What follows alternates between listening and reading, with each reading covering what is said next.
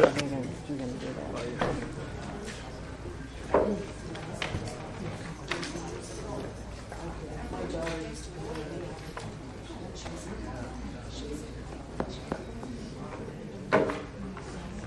Just wait for Mr. McCoy. Yeah.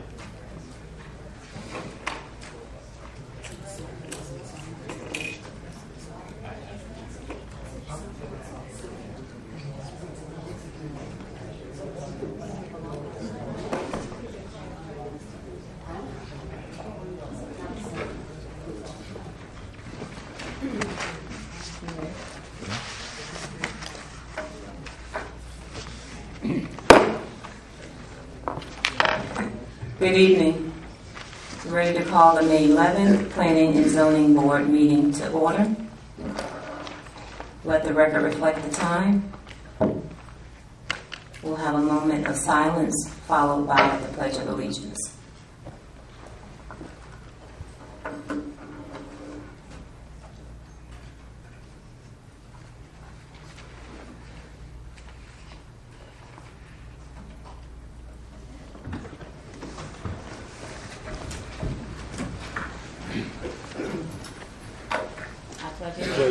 To the flag of the United States of America and to the republic for which it stands, one nation, under God, indivisible, with liberty and justice for all. Roll call. Anthony Brown. Present. John Gustafson. Present. James Callan. Present. Julius Wiggum. Margaret Shepard. Here. Edward Canuti. Here. Corey Blackwell Sr. Present. Frederick McCoy. Here. Brendan James. Here. Quorum is present. Thank you. Move to item 3, acknowledgement of board member absence notification. Good afternoon, Jeff Gagnon, Assistant Director of Community Development. I did hear from Mr. Wiggum today. He will not be able to make tonight's meeting. Everyone else is currently present. With Mr. Wiggum absent, our first alternate would receive voting rights for tonight's meeting. Thank you. Item 4, are there any additions or deletions to the agenda? Yes, I did want to make note of the fact that we did receive a rather voluminous amount of correspondence in regards to our new business letter A item, which is the crab pot restaurant proposal. So what we did is we compiled all the information and we provided a copy to board members. We do know this is rather last minute, however, we did receive a lot of these comments just over the past few days. I think that with tonight's attendance, we'll hear many of the comments and questions firsthand as well. And we obviously want to answer as many questions as we can moving forward, but for the record, we have this document available. And also, we may want to consider moving unfinished business letter A, which is nomination of chairperson and vice chair, until after our new business section, just to move through the agenda more swiftly tonight. All right, thank you. Item 5, disclosure by board members and adoption of the agenda. Are there any disclosures by board members? Seeing none, we'll move to adoption of the agenda. Is there a motion? Move to adopt the agenda and moving our unfinished business to item number 9. Is there a second? Second. Roll call. John Gustafson. Present. I agree. James Callan. Yes. Margaret Shepard. Yes. Edward Canuti. Yes. Corey Blackwell Sr. Yes. Frederick McCoy. Yes. Brendan James. Yes. Unanimous voting, motion approved. Item 6, approval of minutes from April 27, 17. Is there a motion? Move to approve. Is there a second? Second. Roll call. John Gustafson. Yes. James Callan. Yes. Margaret Shepard, Yes. Edward Kennedy, Yes. Corey Blackwell Sr., Yes. Roderick McCoy, Yes. Vernon James. Yes. Unanimous voting, motion approved. Thank you. Item 7, new business. Yes, thank you, Chair. We have 2 items under new business tonight. Just procedurally, we do have white comment cards available in the back of the council chambers. If anyone here would like to either speak or provide comments in writing, both of those options are available on the card. Typically, we'll ask for those cards to be submitted at the beginning of the item itself, so now would be the time to submit that card. So letter A under new business is a resolution of the City Council of the City of Riviera Beach, Palm Beach County, Florida, approving a site plan application from 7 Kings Holdings Incorporated to build and operate a 4,482 square foot restaurant on a vacant parcel of land, which is approximately 0.35 acre, identified by parcel control number 56 43 42 28 00 003 0090, located on the north side of Blue Heron Boulevard and east of Lakeshore Drive within the downtown general zoning district, providing for an effective date. So again, for the presentation portion of tonight's meeting, we'll have staff presentation, have an opportunity for the applicant to present as well, and then open the floor for public comments. So at this time, I'd like to ask our senior planner, Mario Velasquez, to provide the board and general public with a presentation on this item. Jeff, were there any comment cards? There are comment cards, yes. Okay.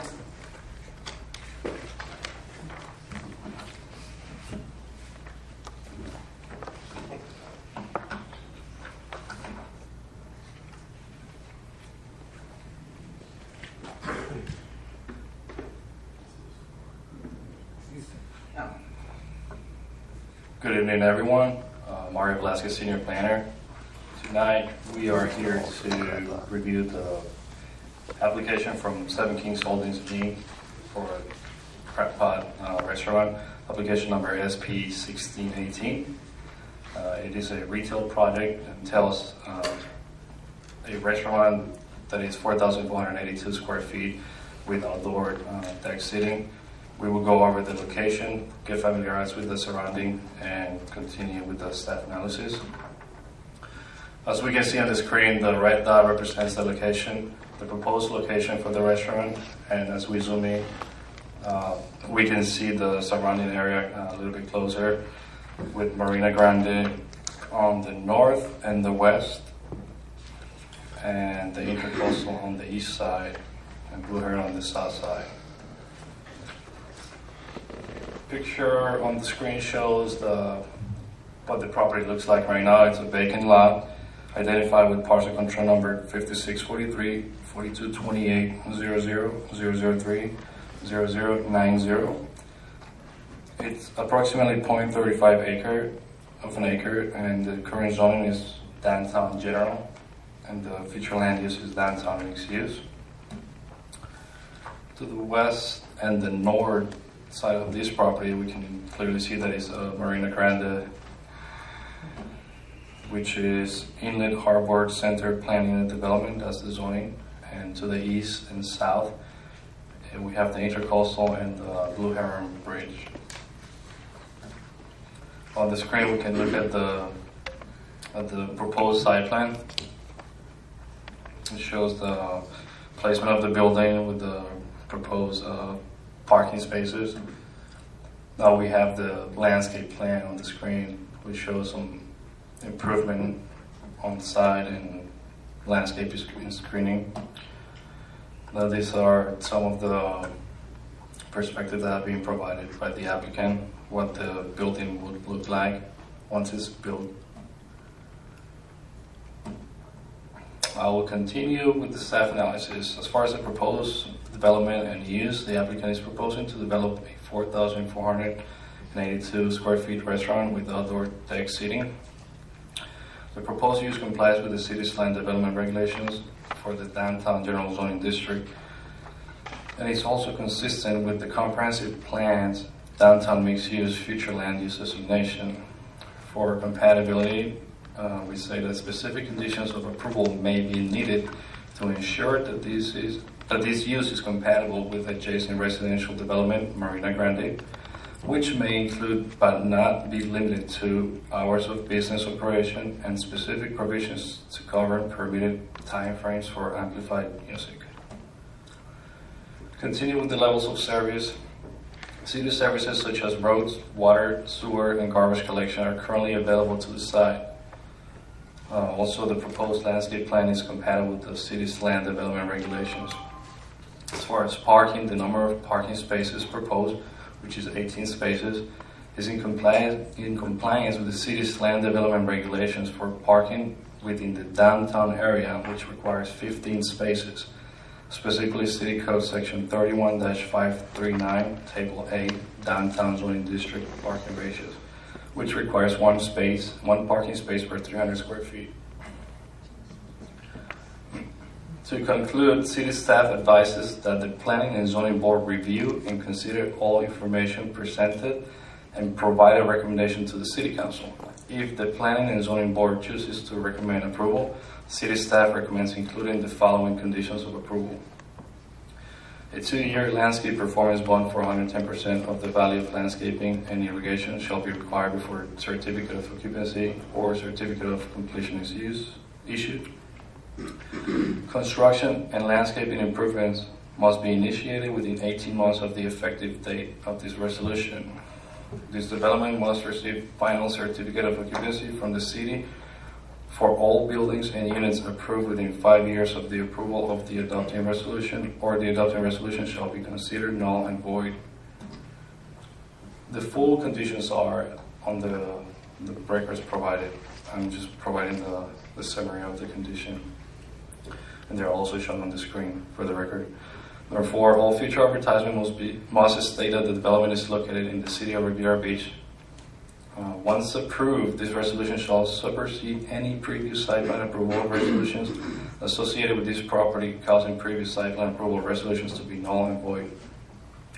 Number 6, City Council authorizes the city staff to approve future amendments to this site plan administratively, so as long as the site plan does not deviate greater than 5% from the original approved site plan. Number 7, hours of business operation open to the public. This business shall close to the general public at 2 a.m. daily. Number 8, hours for amplified music.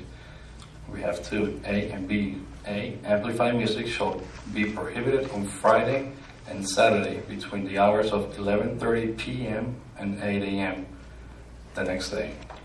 Letter B, amplified music shall be prohibited on Sunday through Thursday between the hours of 10 p.m. and 8 a.m. next day. The applicant is present. If the board has any questions, feel free to ask and we'll try to provide the best answer. Madam Chair. Yes, Mr. McCoy. Mr. Velasquez, if we can go back to that slide, I wanted to find out specifically for number 7 and number 8, the business hours of operation. That's under staff conclusion. How did we arrive at that? Is that in the code? Because I know there's a provision that prevents the sale of alcohol after a certain hour. Is that a recommendation from staff? Yes, Mr. McCoy. So our current code requirements are silent on hours of business operation. So being that there is a potential compatibility issue with a restaurant use being adjacent to a residential use, this was really the first attempt at providing a definitive timeline that we can carry along as a condition of approval for this property. So it's not to say that that can't be amended. That was really just the initial starting point in order to provide at least a time as far as when business operations should conclude for that property. Okay, but it's not a condition.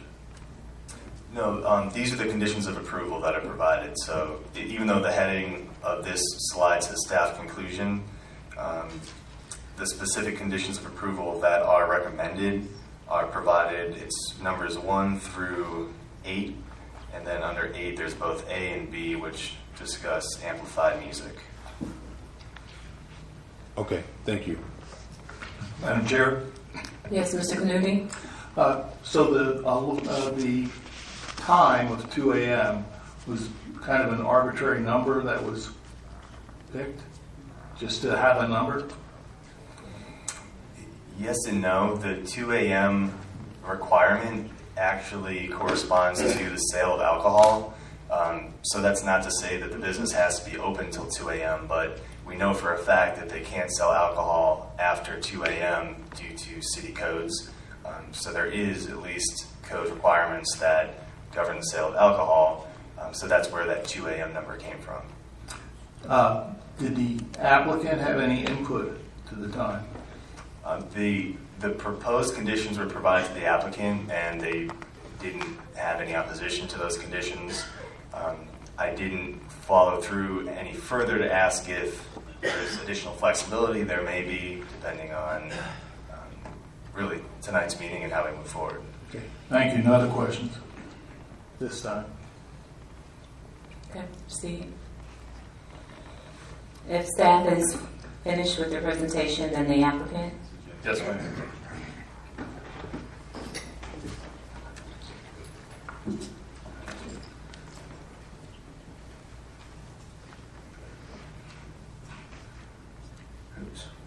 Oh, here. Thank you.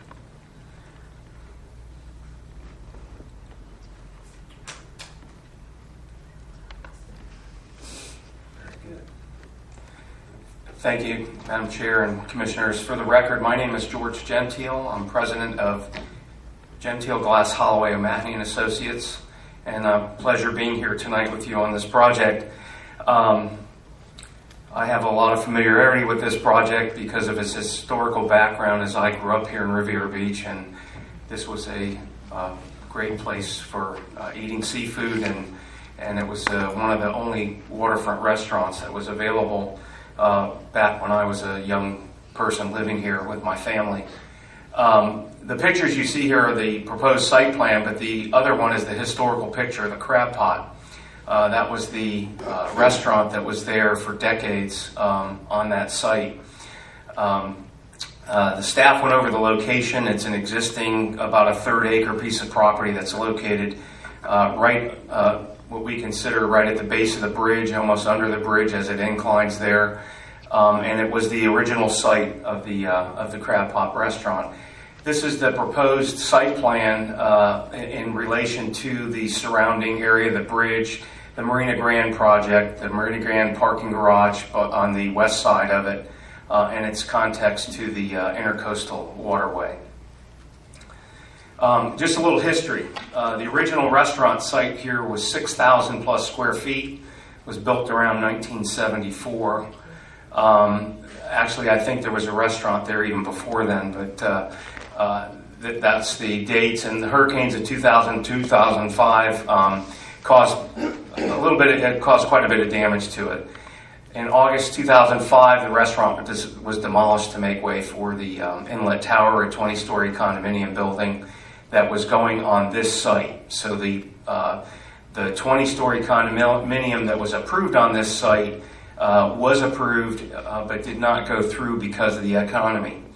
It, of course, is currently vacant. So the proposal here is to actually bring the Crab Pot restaurant, but I would say that in a more appropriate venue here, as it'll be very similar to a lot of other waterfront restaurants, including the model for this was the Utiki restaurant in Jupiter on the Jupiter Inlet, which is a very popular waterfront quality restaurant, and that's what the owners here are bringing to the project. This was the site. You can see in this corner here, the Crab Pot was existing when the Marina Grand project had its construction trailers out there, had cleared the site, and started to begin construction. In fact, this is the site during construction, and as you can see that the restaurant, the 6,000 square foot restaurant, was there and continued to be there through the construction, and then was damaged, and then eventually was taken down. That is it right there with its associated parking for that venue.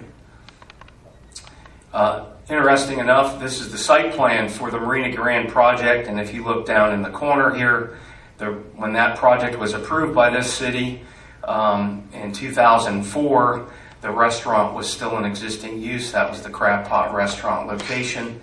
This was the Marina Grand project, and then the Loggerhead Marina was done as a part of this project, and in fact have coordinated parking both outside and inside the facility. This was approved again by the City Council, and I think a lot of the residents here live in that project. You'll also notice that our firm was the site planner for that project as well. The project's about 1/3 of an acre. It's very important to know that this is in the downtown mixed-use comprehensive plan designation. It's in your downtown general district, part of the CRA. There were specific reasons to include this whole area in the CRA. You can see by the site data that we are in compliance or exceed all the land development regulations, and I think that is a very important thing for this board to understand. The parking required is 1 per 300 square feet as per that zoning district, which requires 15, and we have 18 on the site.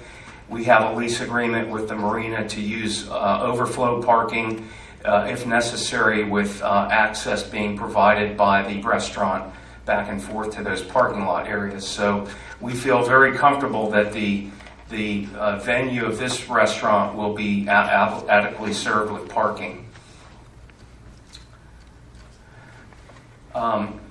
Just to reiterate the staff's comments, which I think again is very, very important, because this use is a use by right in your downtown district. We meet the downtown mixed-use land use requirements of the city's comprehensive plan. Your staff just provided that to you.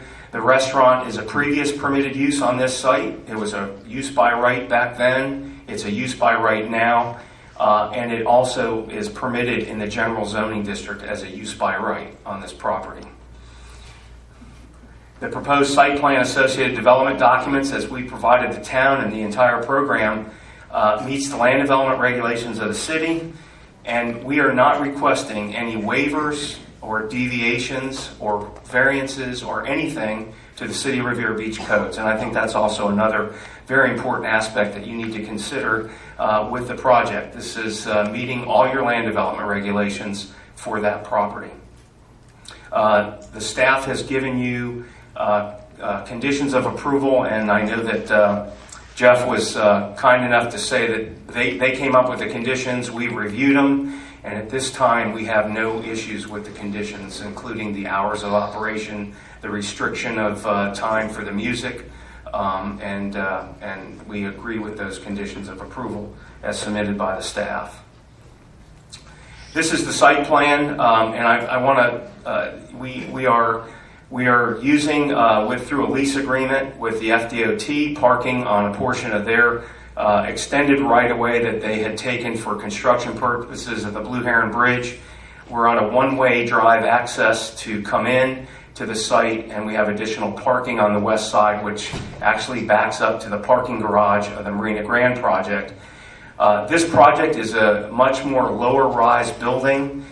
We did that purposely to make it fit in with the community there. And you'll see in the architecture in a minute some of the other items that Harvard Jolly, we have our architect Renee Tercella here from Harvard Jolly in case you have any questions on the architecture.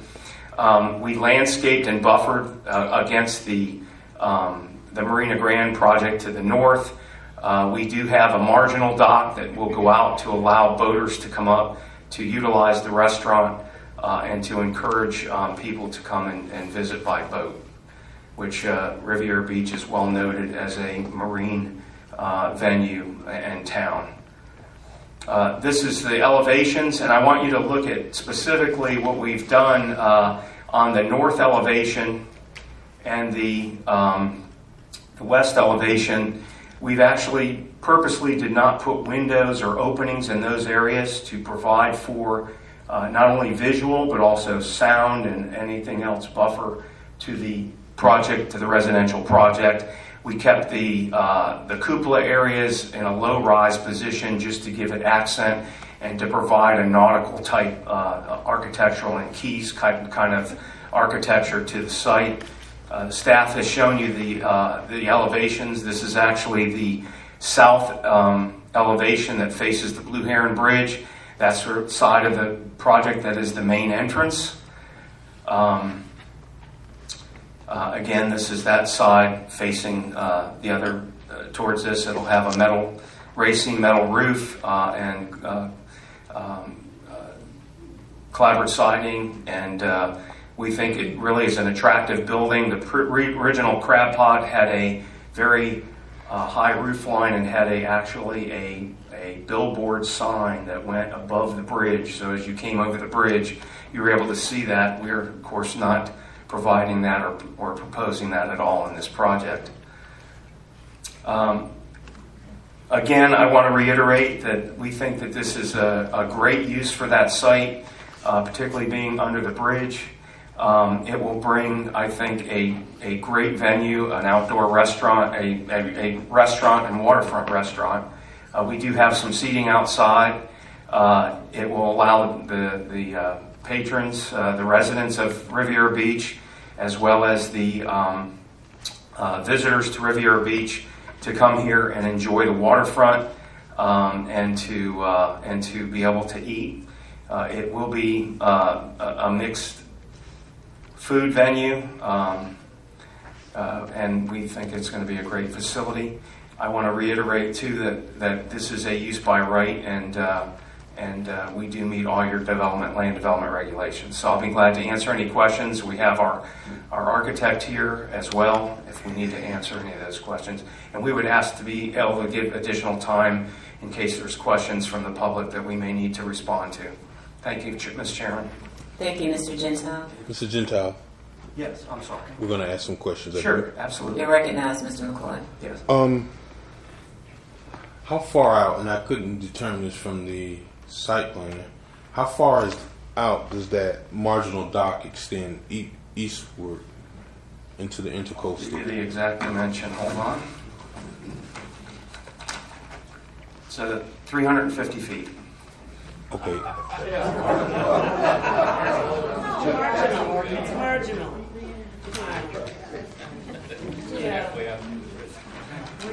My next question is,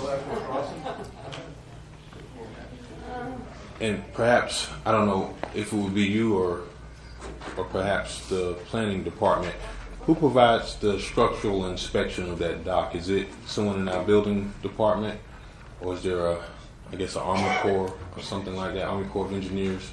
Yeah, there would be a separate permit required through DEP, and I believe Army Corps of Engineers is also involved in permitting the docks.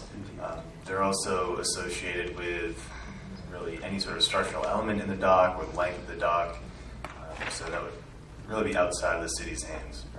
And that is the proposed dimension. We still have to get that permitted, so it could be reduced, but that was the maximum that we will request in a permit, but it could be made smaller by the agencies. Okay.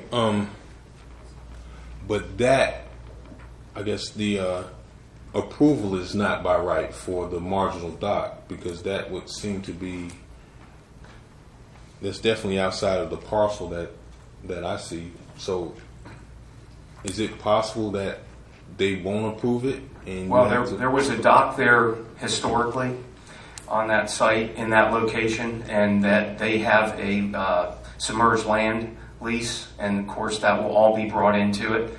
That will determine the length. We put it in the site plan that you all know that we're putting a dock there.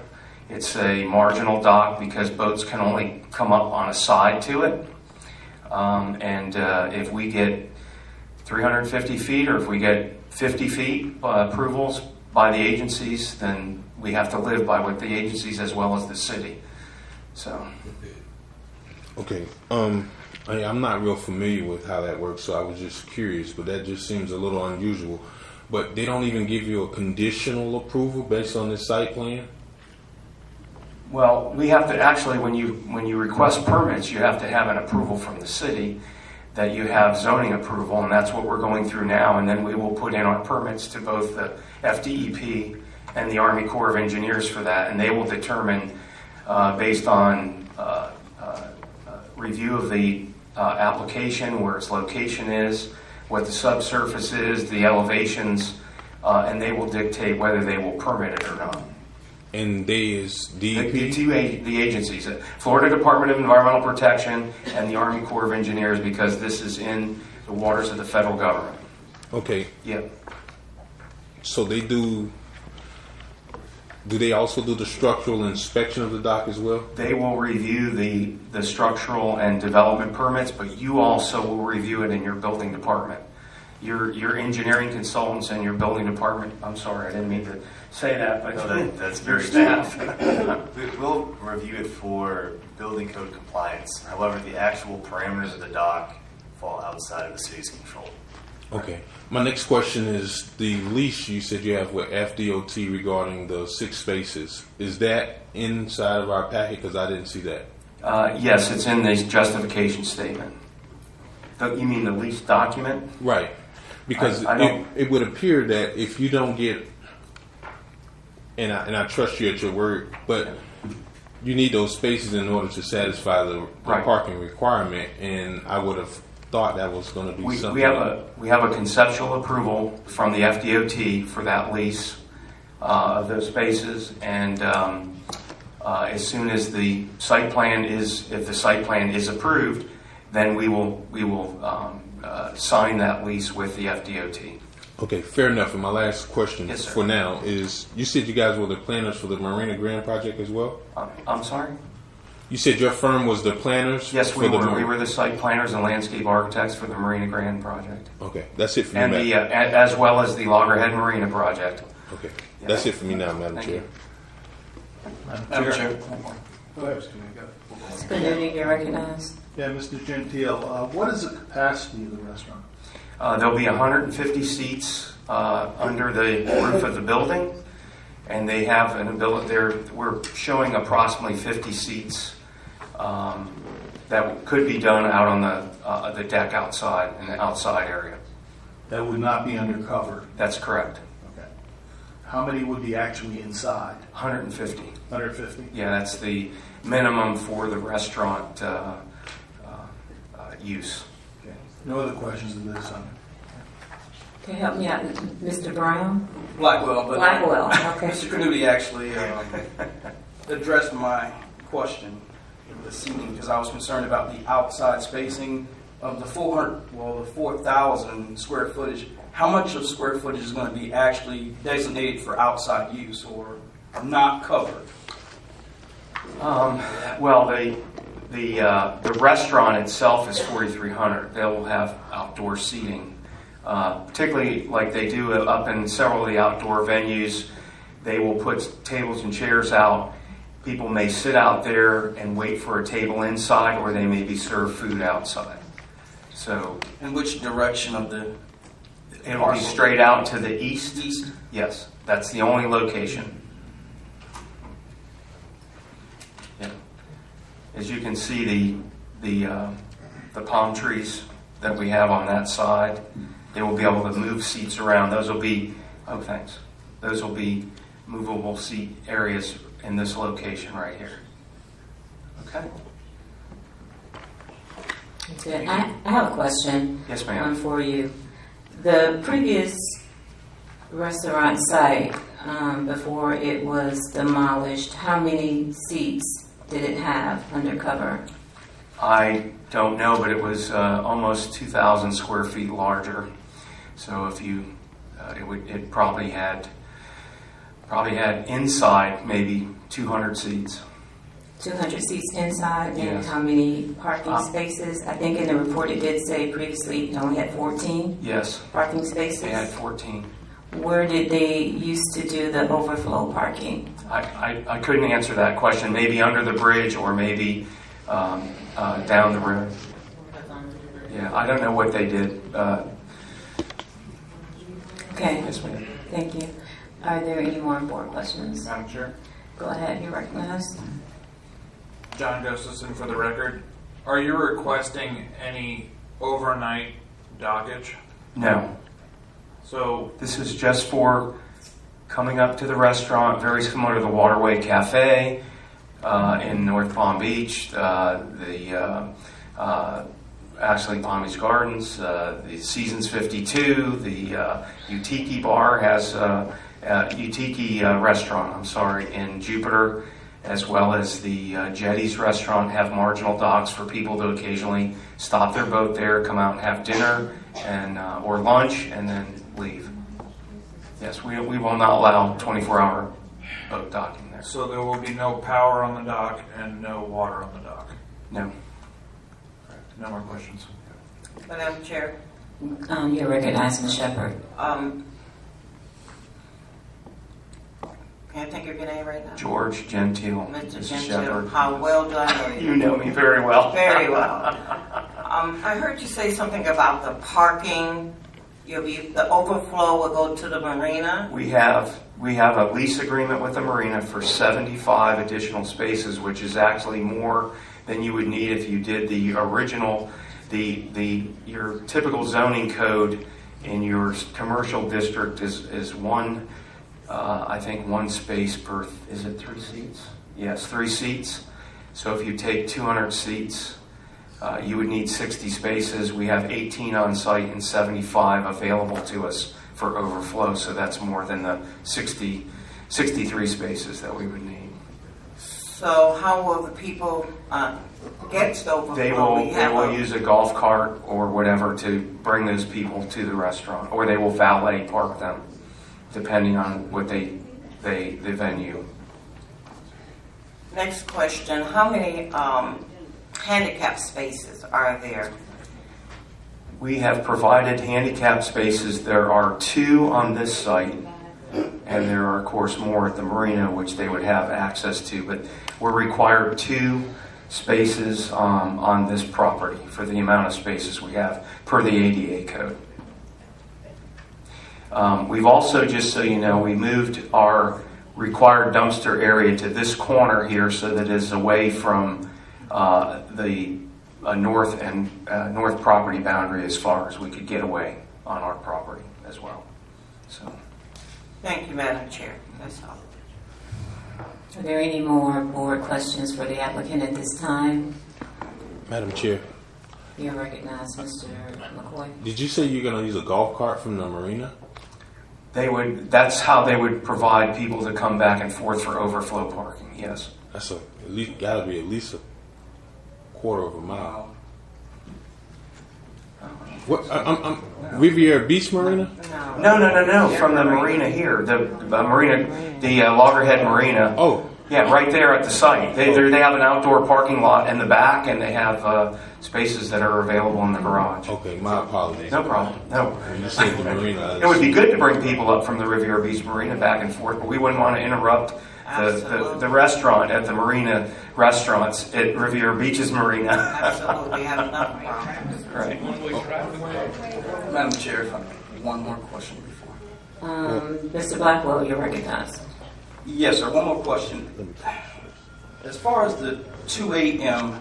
daily closing time that was proposed, is the applicant definitively going to open this operation from whenever he opens to 2 a.m. every day, or the intended hours to be competitive with other restaurants in the city of Riviera Beach would be from 11 o'clock for a lunch trade to 2 o'clock in the morning.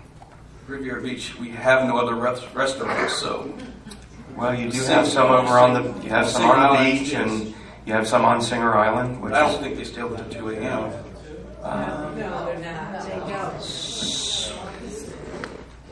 But my question is, is the applicant we're pretty set on the 2 a.m. the restaurant owner, the developer is pretty set on those hours. 2 a.m.? Yes. Okay, thank you.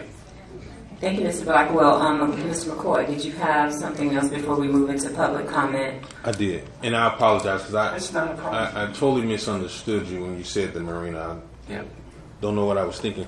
So there's 75 additional spaces at the Loggerhead Marina. They have a lease to use additional 75 Okay. as a shared parking, because the marina closes at 5 p.m. The offices there close at 5 p.m. and most of the patrons there, except for some people that are still out on their boats that may come back at night, have some of their cars parked there, but all their spaces are typically available. The loggerhead marinas everywhere in Palm Beach County have closed at 5 o'clock. Okay. Well, I've certainly seen that you were able to meet the code requirements Right. of one space to every 300 feet. Right. But just from the accessibility and capacity, that just seems like quite a bit for seats with such limited parking, and then having to go to another marina. And that just begs the question of public safety. Having just the one-way access to, is that called Blue Heron Boulevard Service Road? Is that the name of it? Yes. Yes. So what is, I wish there was a, I want to get to it. It's one way. That roadway comes in from the intersection right here and comes in and comes underneath the bridge right to there. right, and from, I guess I didn't see that in the fire department's comments, but, if you got on-street parking on that service road, They have full access to that through that parking area. I'll go back to the site plan.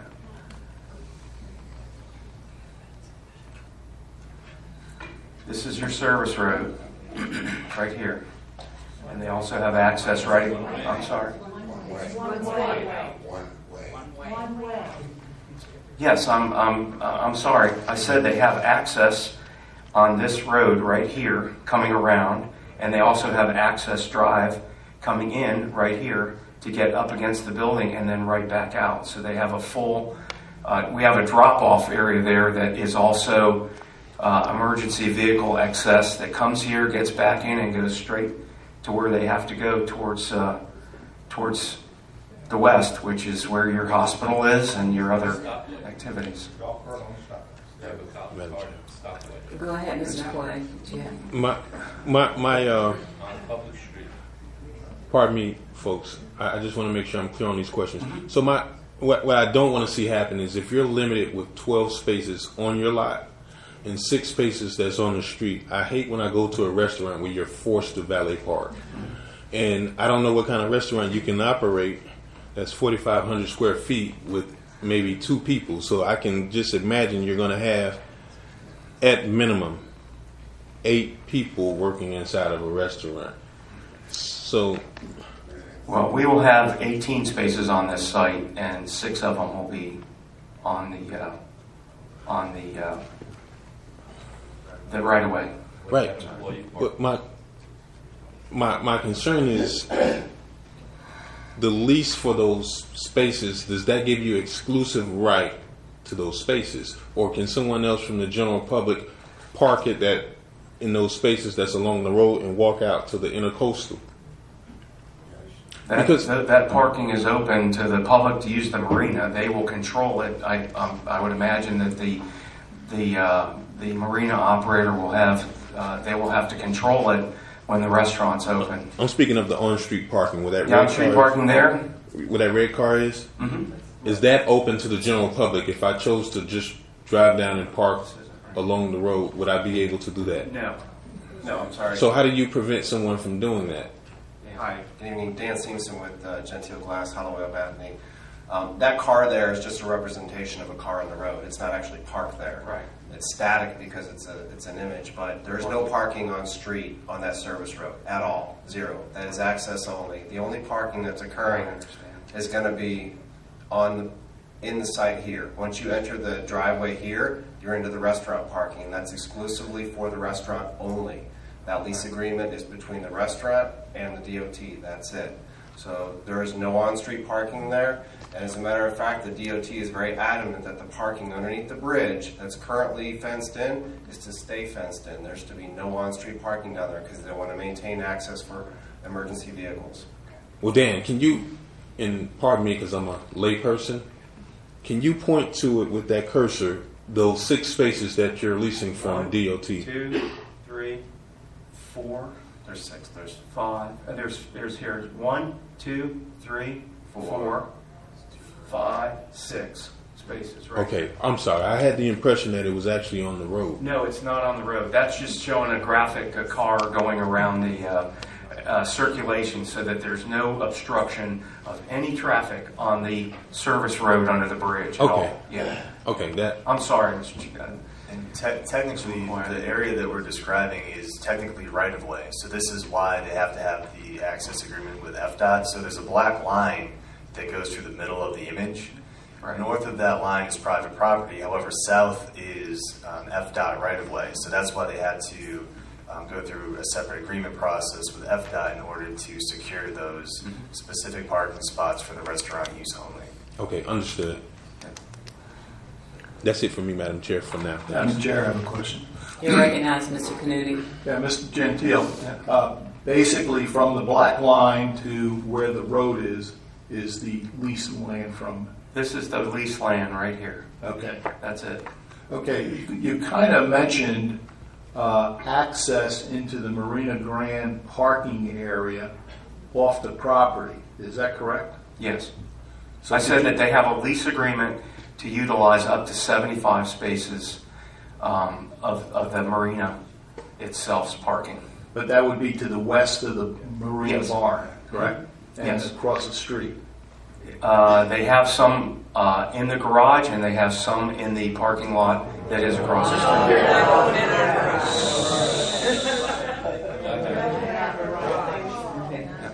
Okay, my question though is there an access from the private property into the Marina Grand parking area? No. Okay. Okay, so they would have to leave the property and go on the service road to get to the parking? Correct. Okay, thank you. Okay, we're going to move into public comment. Before we do, I am going to read the statement on the back of the card. I don't know if you had a chance to read it, but it will be read for the record. And when I finish, there will be no more comment cards that will be allowed because these are supposed to be submitted before. Members of the public are encouraged to actively participate during planning and zoning board meetings and may do so by speaking on items or by providing comments in writing to be read into the record. Most often, 3 minutes are provided to each individual on each action item. And we will stick to the 3-minute rule tonight because we have a stack of comment cards. If you wish to address the board, please complete the reverse side of the card and provide it to city staff. Please be mindful that this card must be submitted to city staff before the item you wish to comment on is open for discussion. When your name is called by the chairperson to speak, please state your name and address for the record before beginning your comments. Comments should be pertinent to and associated with the specific agenda item being discussed. Any person making impertinent or slanderous remarks or acting in a disruptive manner may be barred from further participation. The chairperson may advise that person to cease their discussion and may also ask that an individual be removed from the meeting. If you have any questions, please ask city staff. Thank you. And at this time, I will not accept any more comment cards. Got 2 right here. That was already in the Yeah, pipe. this is it. Okay, so the first person we're going to have up is Maribeth Coffer. Yes, ma'am. Go up to the podium and please state your name and address.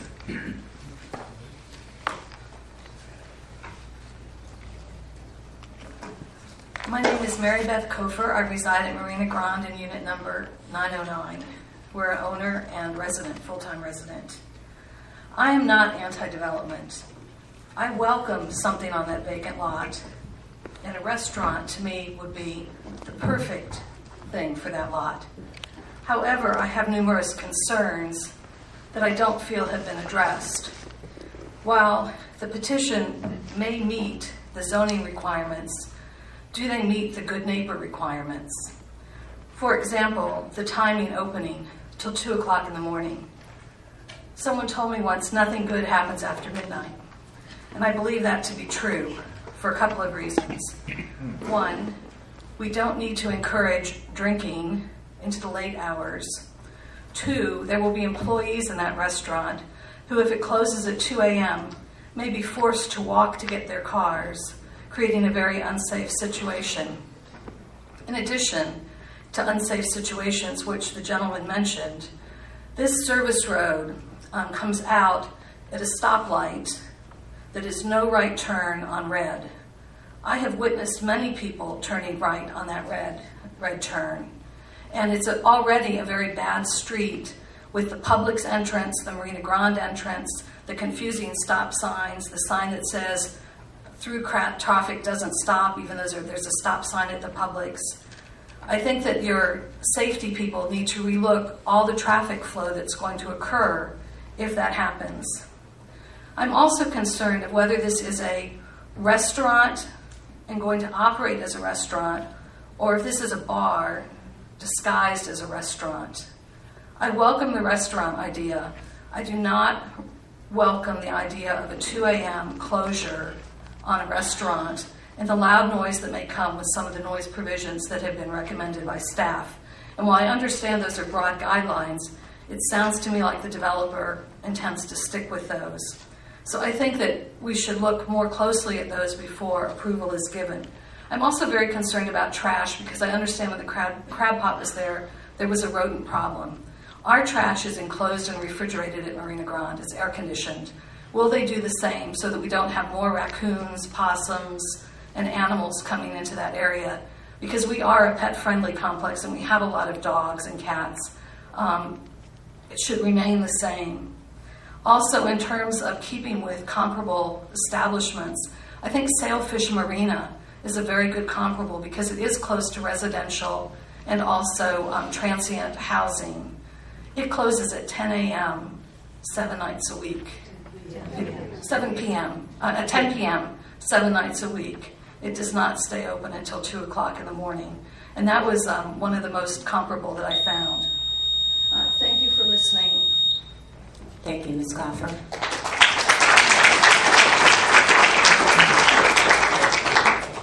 I do have a question for staff before we go on in reference to the public comments. Do you take in notes and you're going to address everything at the end? How do you want to? Yes, so historically staff will take notes of public comments. We'll always do our best to address as many comments as possible. I have a feeling there'll be, again, a voluminous amount of comments tonight. I think we've touched upon a few of the comments stated already. However, I think a larger discussion will have to be really had by the board in general in order to determine how to move forward. But any sort of technical analysis, staff will be able to provide comment on. All right, thank you. Next up is Chris Farrell. Forgive me if I mispronounce your last name. Thank you. I appreciate the opportunity to be here. I also live in Marina Grande, Unit 603.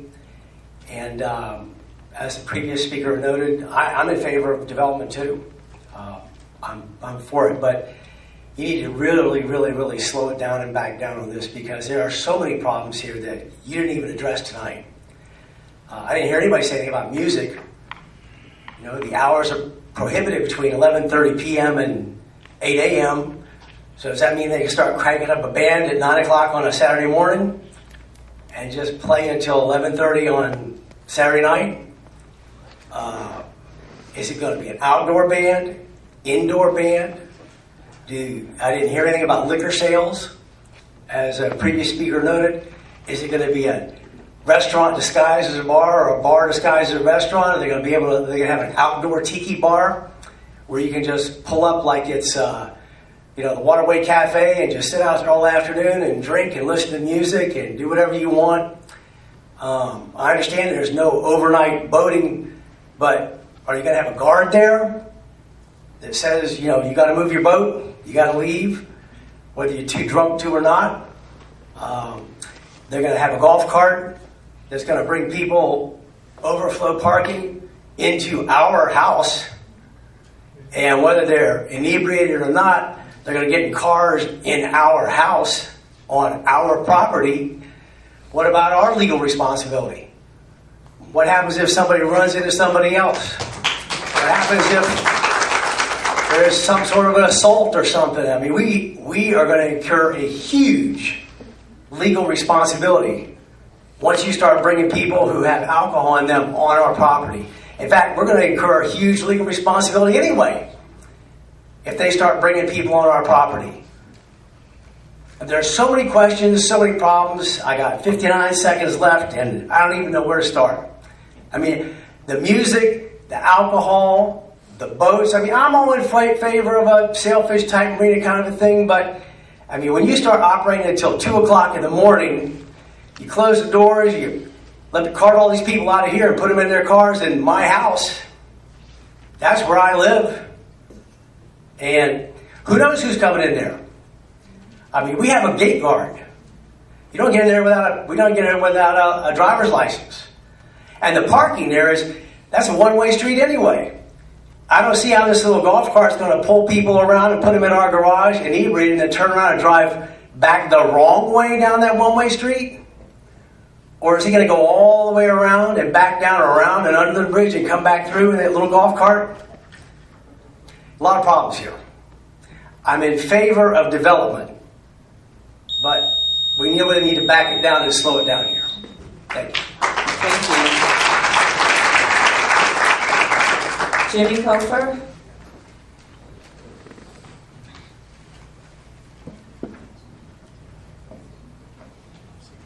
Thank you for the opportunity to speak. My name is Jimmy Cofer. I live in Marina Grande, Unit 909.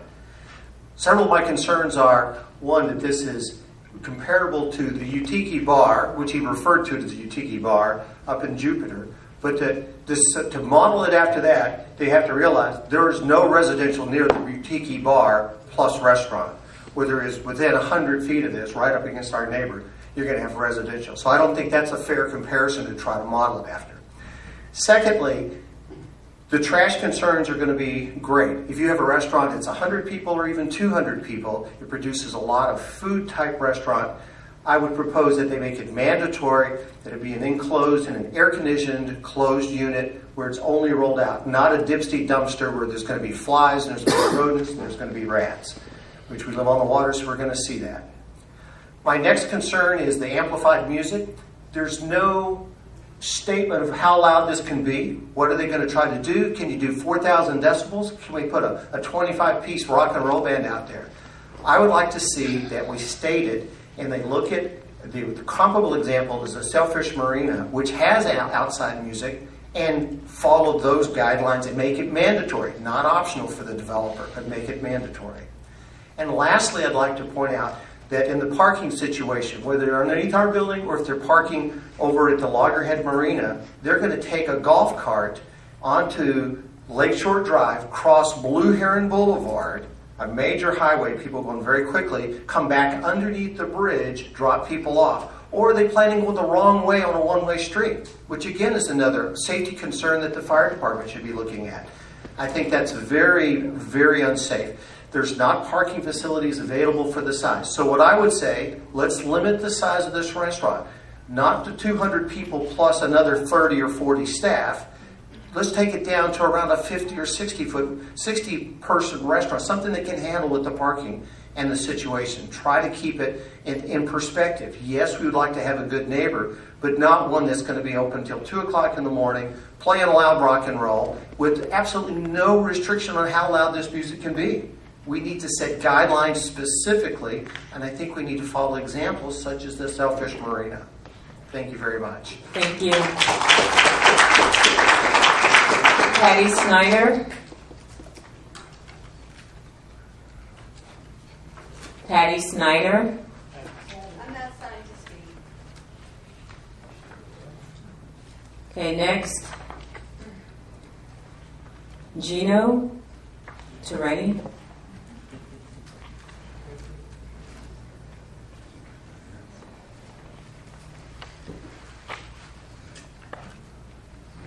Good afternoon, good evening. My name is Gino Tonetti. I live at 2640 Marina Grande, Lakeshore Drive. And what I've heard so far, thank you very much for the opportunity to speak as well. What I've heard so far, I concur with all the problems we're going to incur with this center operation.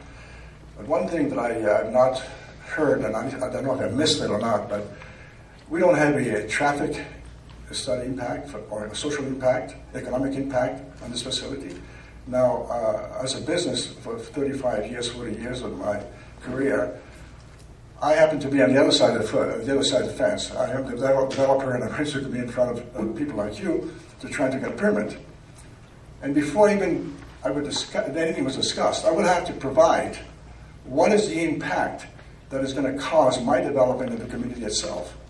So I've not heard anything of such yet, and to assume that DOT is going to give a permit for parking on that kind of facility, a one-way street underneath a bridge, without a traffic study, knowing what we have in the corner between Publix and Marina Grande, to me is inconceivable. But that is for you to decide. And as far as the Army Corps of Engineers, they're going to wait for this body to give them the okay so they can look at it. Well, that is a very, very difficult permit to obtain, especially in that area. You have, I believe, you have a lot of manatees back and forth. You have a lot of sea life there. I think it's a kind of a restricted area for boating. So that is going to be opened up again for boating. Again, that's another problem. But primarily, what I'm trying to say is this. Before the permit is granted or even considered, they should give you, what is this project going to be, what is this project going to cost? Economically for the area, for the people who lives around there, a traffic study, and that is primarily the paramount before this board will make any decision. That has been my experience through the years that I've been in this business. That will never be considered without even anything else, plans or no plans. That is primarily what they want first. What is the impact it's going to cause in the community and the surrounding people that lives around that area? Thank you very much. Thank you.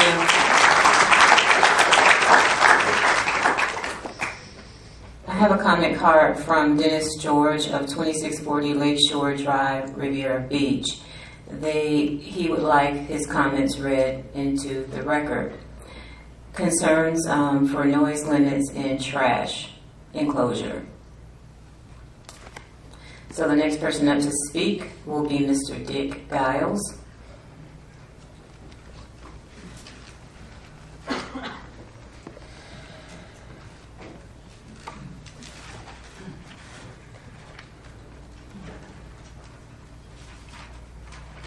Thank you. My name is Dick Giles. I live at 2640 Lakeshore Drive, Unit 910 in Marina Grande. First of all, this is my first opportunity to come and listen to a zoning board meeting, and I got to tell you, I'm impressed so far because you people have a monumental task in front of you. Because when I moved here and moved to Marina Grande, it was one of the bright developments on this side of the bridge, and I think it's been good. When you went and the new marina, the complex that you built, I think you've done a wonderful job. But I think you've got a great task in front of you because this is a wonderful area that can produce a lot of tax revenue for Riviera Beach and change the whole dynamics here. And I don't think this restaurant next to one of your premier projects that you approved, and I think it's been a success, and this whole rejuvenation of the Broadway corridor and the Riviera Beach, the Blue Herring area, I think has so much to offer. So I just ask you to be cautious in what you're doing and really consider what this is. Is this the proper use of a very small lot with very amplified music and all kinds of things that will diminish the value of some of the properties at Marina Grande if it turns out like I think it might. And there's just so much opportunity and ahead of you as a development council. I mean, it's wonderful the things that you can do, and I ask you to just be cautious about what you do. Thank you. Thank you. Richard Steck.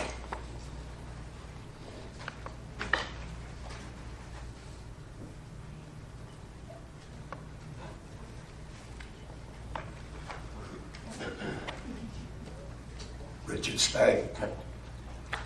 I live in Marina Grande also, and most of the questions have been answered already, but why I bought I didn't buy it for the building, I didn't buy it for the area, I bought to look at the view going up and down in that 350-foot little, 350 feet. I watched the manatees. I'm old, I'm only going to live a few more years. I watched the manatees go back and forth, and now we're going to have a 350-foot jetty going out there. Those people that love those manatees rather me die than one of those manatees. And I think this is like putting the World Trade Center or the Empire State Building on a postage stamp. I think you better look very closely at it. We live in a beautiful, beautiful place. You did a beautiful job down the road. I go over there and eat and drink. Here I pull up, and I can remember when I was a kid, and I'd pull up with my little boat with a 3-horse on it, and I'd drink and I'd get drunk. And 3 of us on there, we're not going to drive that boat at night. We just stay there. 2 in the morning, I got to go make a pee. Where do I go? I go in the Marina Grande to the back of the bushes. I mean, that was horrible, but that's what happens. That's what happens when you have people drinking and pulling on a boat over there. I think you just look at it, you did a super job down at the restaurant. I go down there, soup every one of you. But really look at this with open eyes. Thank you. Thank you. Jim Cunningham. Jim Cunningham.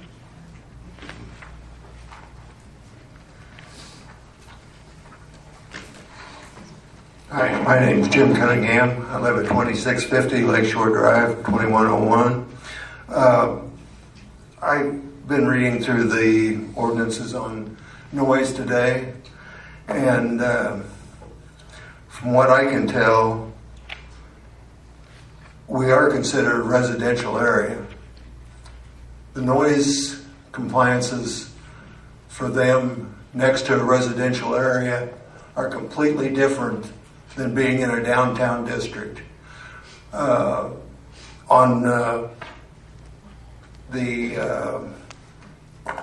not even considering amplified music, but even music going to be out there on the patio or the talking out on the patio, I think will probably be over the limit. In a residential area, it calls for between 7 a.m. and 8 p.m., 10 decibels. Between 8 p.m. and 7 a.m., 5 decibels. 5 decibels is very low volume. And that's measured at our fence line or their boundary line, whichever way you want to look at it. And closing at 2 o'clock in the morning, boats are going to be out there till late. They might stay after unless their management or security runs them off at night. Are they going to be drinking beer from their cooler? Or are they going to be drinking beer from the restaurant? A lot of questions to be answered. As far as the amplified music, their hours that they show for amplified music are completely different than what it shows in your ordinance. On theirs, 11:30 at night. On Riviera beaches, it's showing 8 p.m. at night for amplified music. On Sunday through Thursday, they're showing 10 p.m. and I haven't and Riviera Beach is showing 8 p.m. on those hours. So I think there's a lot to think about here. The noise level at the docks is going to be great. I boated before. I've been around boating people.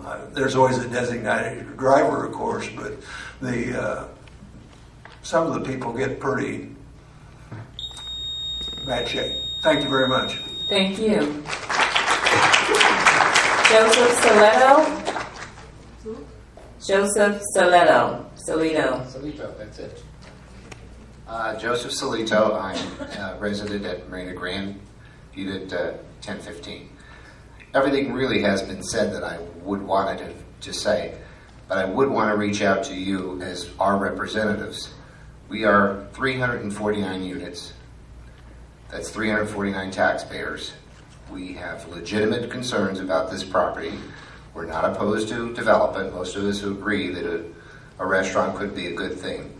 But I think this is going to be a tiki bar, more of a drinking establishment than an actual restaurant. That's our concern.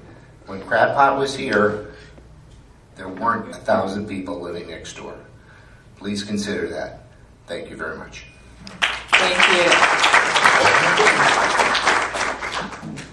Judith Feinberg.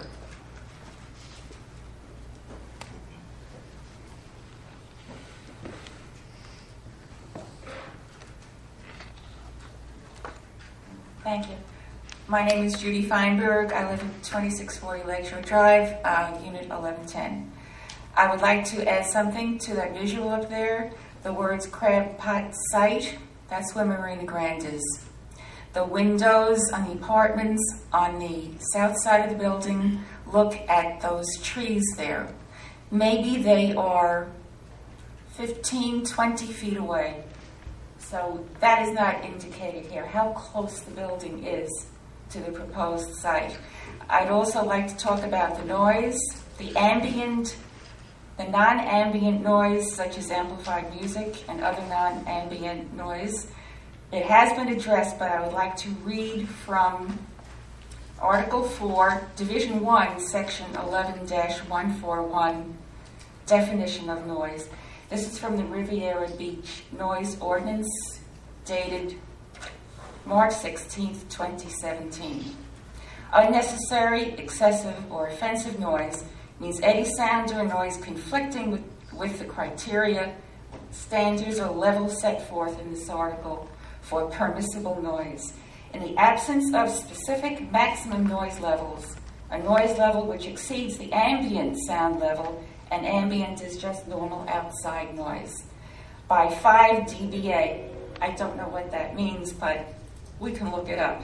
Or more when measured at the nearest property line, or in the case of multi-family residential buildings, when measured anywhere in one dwelling unit or from common space in the same building, shall be deemed an unnecessary, excessive, or offensive noise. So yes, we have levels that we measure. I think the people who are intending to build here should be aware of that. And I think I would be very grateful if you people would think about that a lot. This is very important to us. The other thing that's important is allowing cars in our garage. We take pains to keep that place safe and quiet. This will destroy it. I can't put that in strong enough words. You're going to destroy our community with this type of restaurant. Another restaurant would be fine, but not this one. Thank you very much. Thank you. William Schnell.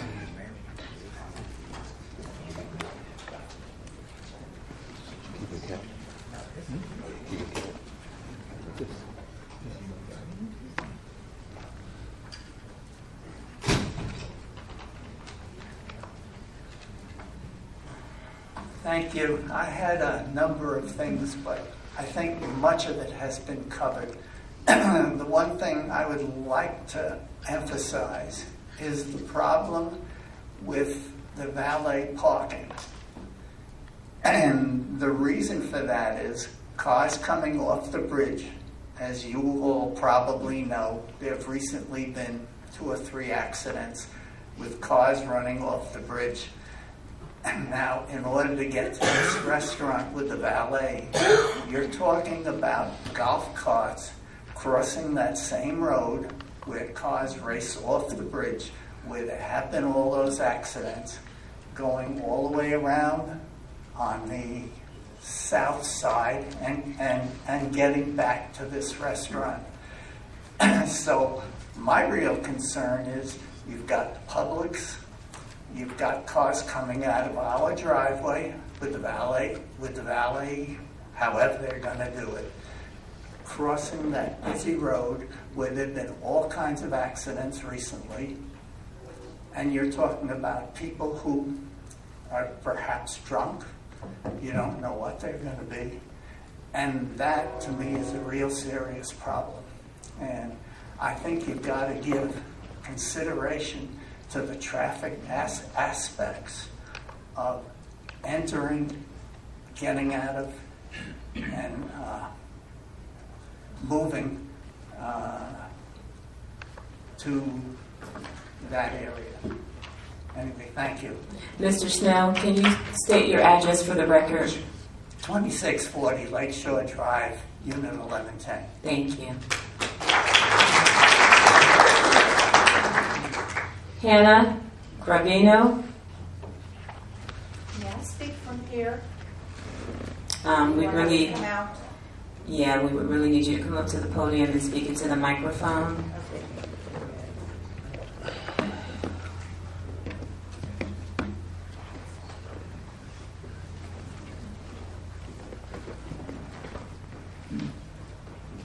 Hannah Gravino, 2640 Lakeshore Drive, Unit 515.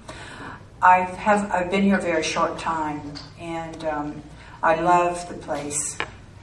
And looking at this, I'm concerned about how our property is going, how the value is going to go down on our property.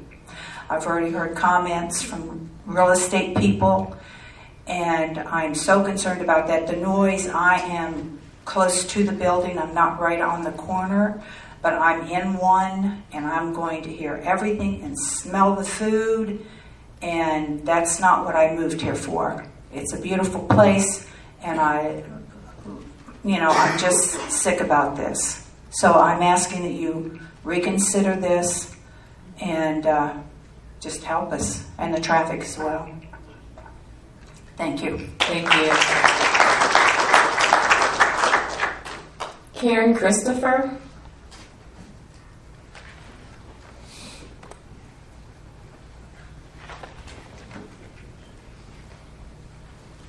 Hi, I'm Karen Christopher. I live at 2640 Lakeshore Drive, Unit 416. My living room and my balcony will be in their backyard. I will be hearing the noise and be smelling the smells, but I don't want to talk about that because they've already talked about it. On May 9th, I sent an email to Jeff and Mario, and I don't know if all of you got copies. I made copies because Mr. Gentile took you down memory lane with photos of the old crab pot. I have memory lane of the goings-on under the bridge. I've lived there since 2007, and for the first 7 years. Have you seen this? Can somebody... We can provide a few more seconds just so I can comment. Okay. So we did receive Yes, it is in the packet. and we did provide all the information. Okay, this is my jaunt down memory lane, and I had been to the crab pot before, and as wonderful as the memories might be, the food and the rats running around were not so wonderful. We also had so many issues under the bridge when I first moved in. We had vagrants. We had drug deals. We had people with graffiti. Loud music with parked cars. You're under that bridge and it is just amplifying. You can put the radio on low and you could hear it going into my bedroom practically. And people were having sex down there, urinating in public. I have a picture of the guy doing it. And I went on a crusade for the first 6 years that I lived there. I sent emails, I called the police, I sent emails to everybody. The county commissioners used to shake when I would come to a meeting. We don't want to go back to that. Now, I know we have to develop the area, but I think that you need to take a long-range view of what a restaurant like that is going to be. We're going backwards. We're going back to the noise, the drinking, the nuisance factor, I guess you could say. And if Hannah's sick about it, think about me on the 4th floor with all that going on till 2 in the morning. I don't have a loud enough sound machine in my bedroom to blank out all that noise.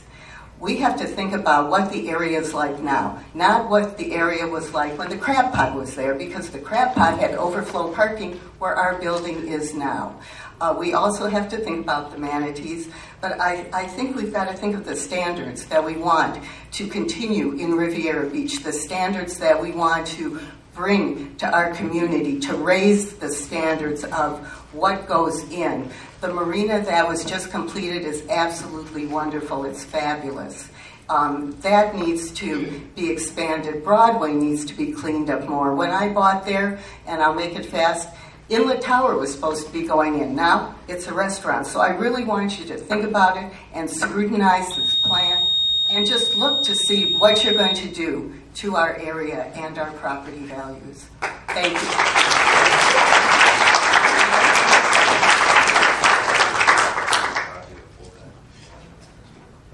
Thank you, Ms. Christopher. You did a wonderful job. These are some detailed pictures. I have a lot more, and I have emails to the mayor and to the police. You did your homework. I've been doing it for the last 10 years.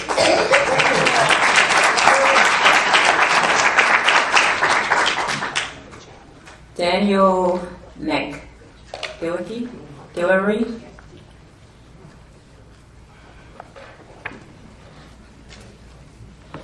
Yes. My name is Daniel McGilvery. My address is 2640 Lakeshore Drive, Unit 2012.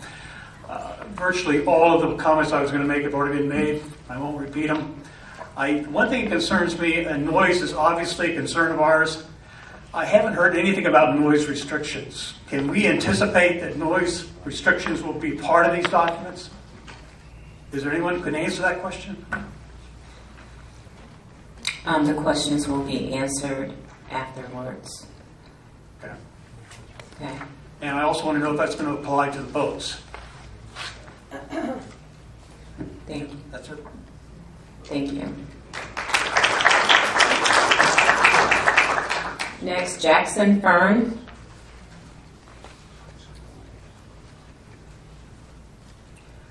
My name is Jackson Fern, 2640 Lakeshore Drive, 2507. I'm also not against development. I'm a developer in Wilmington, Delaware. I don't understand business district zoning. Well, I do understand it, but I think it's been misapplied here. If you have 18 spaces and 152 seats and 30 or 40 people on the patio and 350-foot long dock that'll probably hold 40 boats, I don't know where you're going to park all these people. We do have 75 spots in our garage that Loggerhead supposedly has total use of. I guess they can rent them outside and bring all these people into our community. I don't know if they can legally do that or not. My main thing is parking and traffic. How are you going to get the valet back and forth to pick up all these people at 2:30 in the morning? How are they going to get through our guard gate? I guess we're going to pay our guard to screen them. I'm not sure legally if they can do all of this. You know, Seven Kings used to own Loggerhead Marina, now they sold it. So I guess the new Loggerhead owner is going to let them use these spaces. And 75 is the perfect number, right inside of our site. So now you're going to approve somebody to open a restaurant when 75 spots might not be enough, and they're all going to be coming into our community, as well as all the other nuisances that have been mentioned. It doesn't make any civic sense. I wouldn't, as a developer, even ask to do that. And Delaware wouldn't let me do it. So that's really all I have to say. I support development, and I think this council has been very proactive in the questions they've asked. So thank you. Thank you. Brian Gibbons.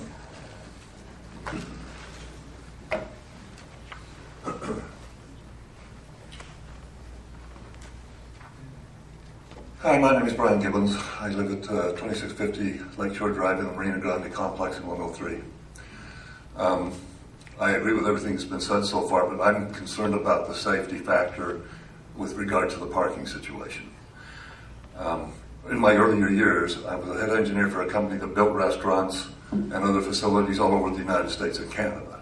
And never once have I ever been able to build a project where I could put a restaurant with 200 people in it with not adequate parking, on-site parking for that facility. I've never seen it done before. This is amazing to me.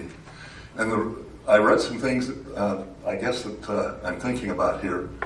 My understanding is that they could actually park on the west side of the Marina Tower, I guess they call it the dry stack, the big dry stack logger head there. And I wasn't aware until tonight that they can actually enter our property, go past our guard gates and get into our property and park. That's going to be a serious safety concern for me in several areas. First of all, if they could park on the west side of that tower, or that dry stack building, they could go around the north side of that tower and enter our property, which is private property at that point. What kind of safety or can we have if we have people who can wander through our property like that? That's crazy. And if they can actually get in through our property and park in the garage, in our own garages, that's insane. It just doesn't make any sense to me. The safety factor is not going to be there. And the idea of having golf carts running back and forth, there's not anybody in here, I don't believe, that's going to say that everybody's going to wait till they can get a cart. They're going to start wandering back through our property to get to their cars, whether it's on the west side of that stack or whether it's in our parking garage. And we're expected to just tolerate that we're going to have drunk people running through our property and making it unsafe for those of us who live there. It just doesn't make any sense to me at all. And I hope that you guys will all consider that. I appreciate the fact that the questions have been asked, particularly from the one gentleman who asked so many questions. And I hope the rest of you can consider this in a big way, because this just doesn't make sense at all. Thank you. Thank you. Sunny Mafio.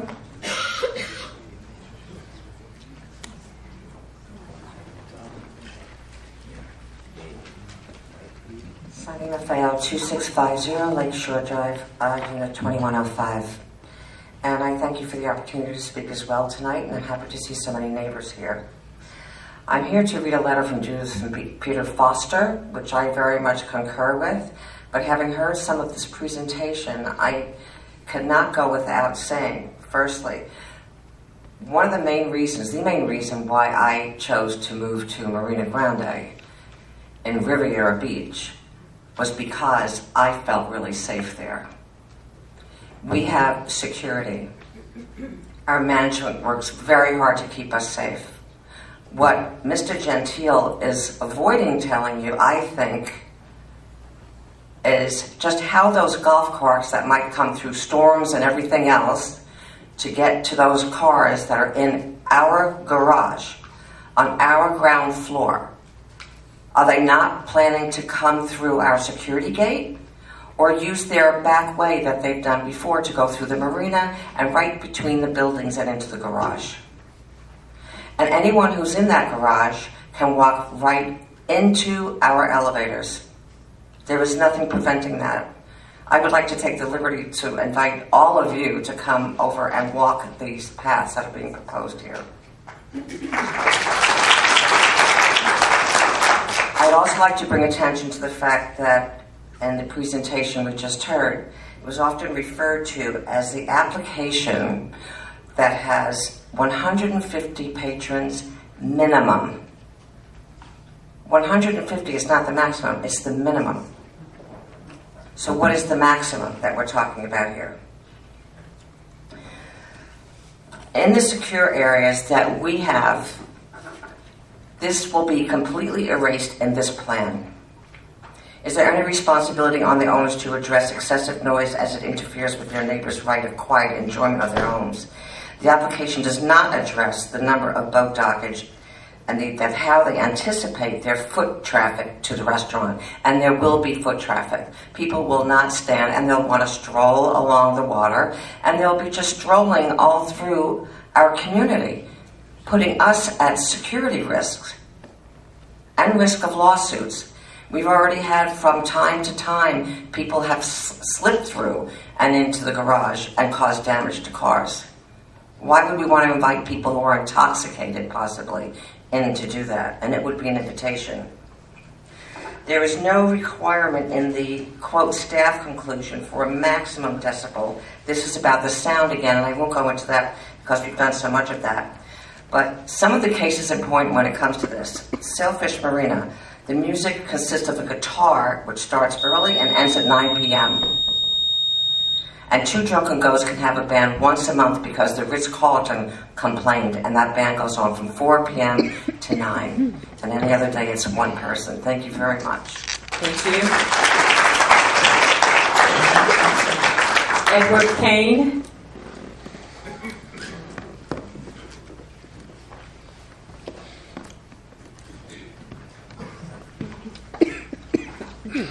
Yes, by way of introduction, my name is Edward Payne. I live at 2640 Lakeshore Drive, Riviera Beach, apartment 1915. Just to reiterate one point that Sunny had mentioned about the noise relative to Sailfish Marina and the Ritz-Carlton. I think it's important to note that the distances between those that residential complex and the Two Drunken Goats is something like 1,500 feet. And what we're dealing with is a situation where you have this proposed restaurant and its noise and music, and it's only about 15 or 20 feet from us. So whatever standards were applicable to the situation at Ritz-Carlton, Two Drunken Goats, I think need to be considered, given the fact that we are so close to this, and plus the fact that they're asking for a 2 o'clock time frame. And I think just to reiterate again, some of the concerns that have been voiced here are only magnified by the fact that the restaurant is so close to our residential buildings, I think within 20 feet. And also the fact that the design of the restaurant is such that, especially on the south side, it's an open design, it's an open concept, there is no barriers. So even if there's music to be played inside, there's nothing to prevent that music from flowing out onto the deck as well. And so those are, that's a major concern that certainly that I have. What also was addressed before by Gino and some others was a concern that I had with regards to the environmental issue that deals with with manatees, which are a protected species. They do migrate in large and small family groups right in front of our bulkhead there. And so the proposed dock that is being requested is something like 350 feet. Now, I'm not an expert here, but 350 feet protrudes quite a bit out into the intercoastal. Are we to believe that these manatees now, to avoid the dock, are going to have to migrate now into the middle of this waterway, which is basically comparable to the I-95 highway? I mean, they're going to be put into additional danger. Now, there's also a number of Florida and state regulations that deal with these protected species, and I'll just name a few for you. And I don't know whether the proposed plan has addressed them at all. But there's the Florida Manatee Protection Plan. There's the Florida Manatee Protection Zones. There's the Florida Manatee Protection Act. There's the Federal and State Marine Mammal Protection Act of 1972. There's the Federal and State Endangered Species Act of 1978. There's the Federal Fish and Wildlife Service Area. There's a Federal Protectors Act of 1989, and there's a Governor and a Cabinet Directive number 13, all dealing with the manatees. Other issues, well, my time is up, but other residents will deal with, additionally with concerns that I have for safety, for parking, for traffic. Some of them have been addressed to date, and some of them will continue to be addressed because it's a major concern for all of us. Thank you for your consideration. Thank you. Bill Davidson.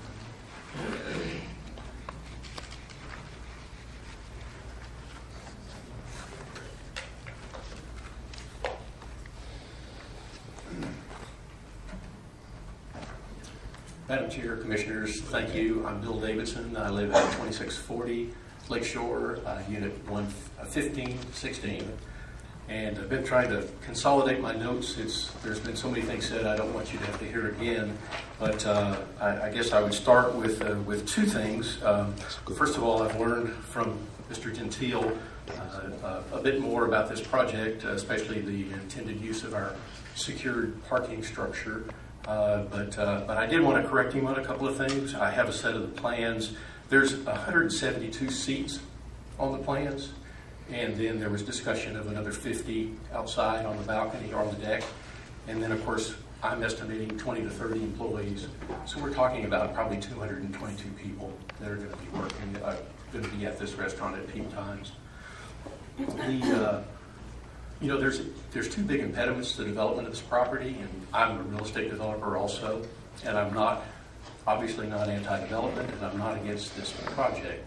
But those impediments are the size and the proximity to our properties. And I think that the applicant has a very unique situation, a unique opportunity here, because he developed that property, he developed the marina, and he sold the land to the developer who built the condominiums, and he had certain easements that he included in that sale. And just as important, he has a unique relationship with the city of Riviera Beach as he manages the marina for them. I spoke to him on Tuesday and asked him some questions regarding this matter. And in the course of that conversation, I asked him if he was going to be here tonight so that I could meet him and speak with him and bring other questions. And he said, no, he wouldn't be here. He felt this was a useless meeting. Those were his exact words. I don't think this is a useless meeting. I think that you guys have volunteered your time and come here for a reason, and I'm glad that you're listening to what we have to say. I have further concerns because in my conversations with the applicant, Mr. Ray Graziato, he misled me about the parking and telling me that it was going to be on the west side of the dry stack, outside of our secured area. And since that time, I have heard bits and pieces, and now when the number 75 comes up, which is the amount of parking the marina has on our first floor that they can use for their customers, that is the people who have boats that put them in the dry stack and put them in the marina. Now he has found a way to get around that matter. I think that's probably something that you won't be able to deal with tonight, but it's something that we'll be able to deal with as an organization. So quickly, three things: safety and security, we've heard that. The parking, we've heard that. And then the traffic issues. The traffic is, there's a confluence there where our only ingress and egress and public's only ingress and egress come together near that intersection. I guess I'll stop there. Thank you for your time. Thank you. Randy Powell.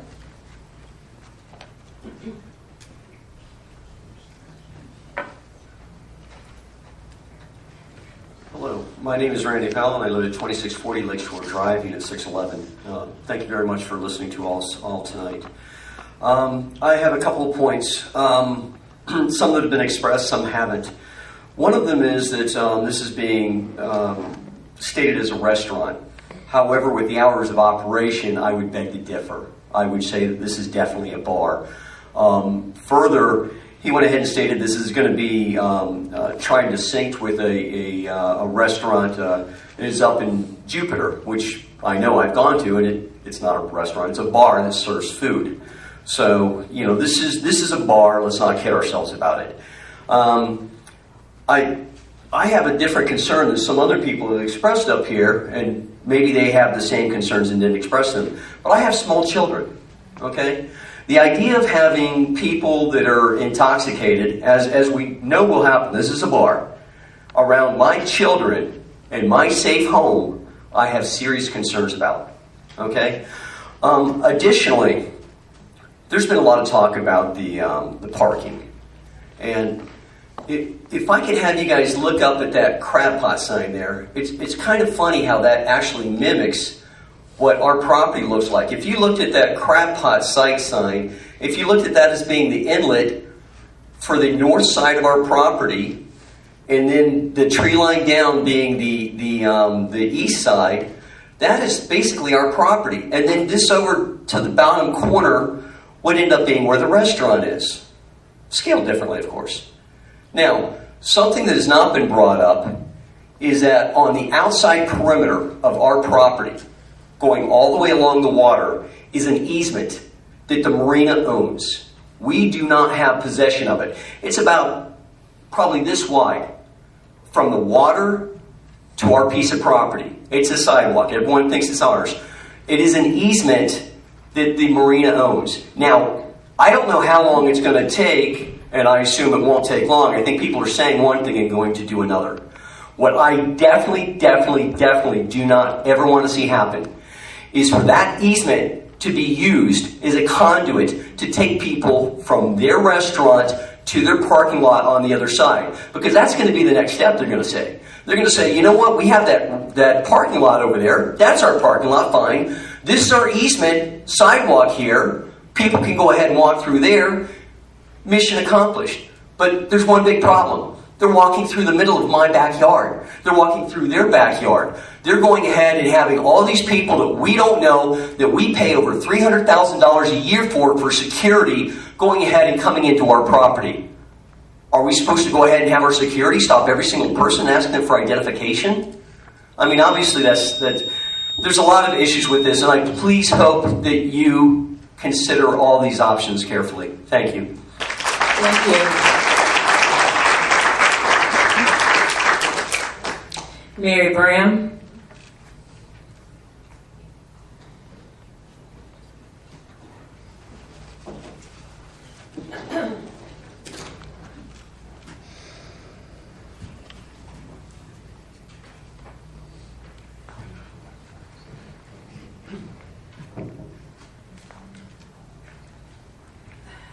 Good evening. Excuse me, board. Is this the public comment? Are we in public comment? Or are we on the line item before I start speaking, sir? Because I want to be clear and precise. What? We're on the crab pot, and that's what you have marked on your card for agenda item. Okay. I'm going to speak on that too, but I also had another card in there too. You see, it's Miss Mary Brown, Riviera Beach. It is major concerns all over here. The gentleman just talked about his children and his property, the noise, how the traffic will invade your communities. See, it is the same problems all over this city. Now, when I speak again, I'm going to also share with you some hideous invasion that is also coming back to try to impede our community. That will also be derelict to the imposement of our neighbors that still resides in the same locality that we reside in. Their concerns are great, just like all of the concerns all over our community. So if in this, whatever is to be deliberated in, you all think wisely. Take into consideration what they are saying. If these are impediments upon their lives and their children, we have to weigh that for the comfort of our homes, our schools, and our community, and our entire residents. That's what encompasses a city. So therefore, I speak in reference to the things that accommodate our lives to make us all better. Yes, it is some traffic concerns here. And then the parking, we've talked about our marina parking. Yes, it is some parking issues here. So take into consideration all of these things and then weigh them with the meeting of the mind to say, if you were living there, or if you were part of this, would this be suitable for your living? Thank you, Ms. Mayor.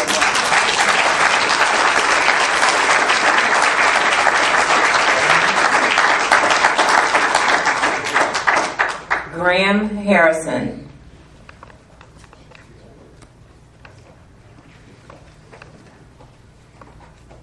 Hi, I'm Graham Harrison, 2650 Lakeshore, Unit 904. And a lot of things have been said, so I won't really regurgitate it. But I don't know if any of you have ever lived on the water. It's a beautiful place on the water. I live in 904 on the 9th floor. Now, I'm not on that side, I'm on the marina. Let me tell you, when you're by the water, it's noisy. I sit on the 9th floor, and I hear the guy coming with his boat, and I hear what he caught that day. The sound just goes up and down. And that's from the boats. No, I get along with that. I can't imagine being at another tower with a bunch of drunks sitting out on there, and those people in 12, 11, 12, whatever, sitting on their deck, and the noise is going to come to them. Now, one of the other things that Gina said very rightly is we should be taking consideration of impact. Well, let's be selfish, okay? I don't think there's anybody anywhere with any real estate knowledge will tell you that this will be a positive impact on our property values. Not one. And I can tell you something else. A negative impact on our property values is a very real negative impact on tax revenue on this city.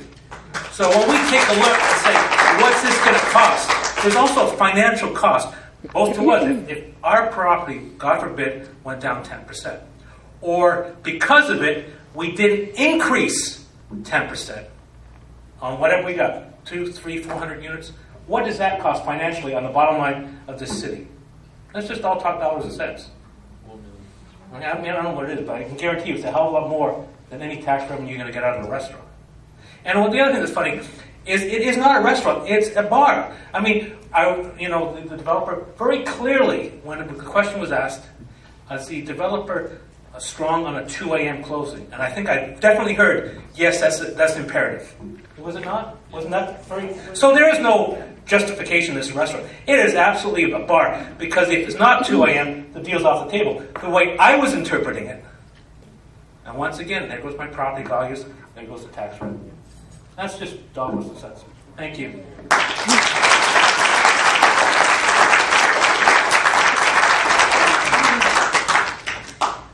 Okay, the next couple of cards have all requested that they do not wish to speak, but would like their comments read into the record. So the first reading for the record is from Gary Palma, address 2650 Lakeshore Drive, number 706. I am opposed to the crab pot. It will degrade the Marina Grand condos and surrounding area. In the checked, I do not support this item. Mary Marzolo, 2650 Lakeshore Drive, number 706. This restaurant will strongly impact property values negatively and would adversely impact our community at Marina Grand. 300 residents in these ways. Extreme loud music past 11 p.m., unwarranted smells of food, traffic and congestion in our immediate area, trespassing on our property. I do not support this item.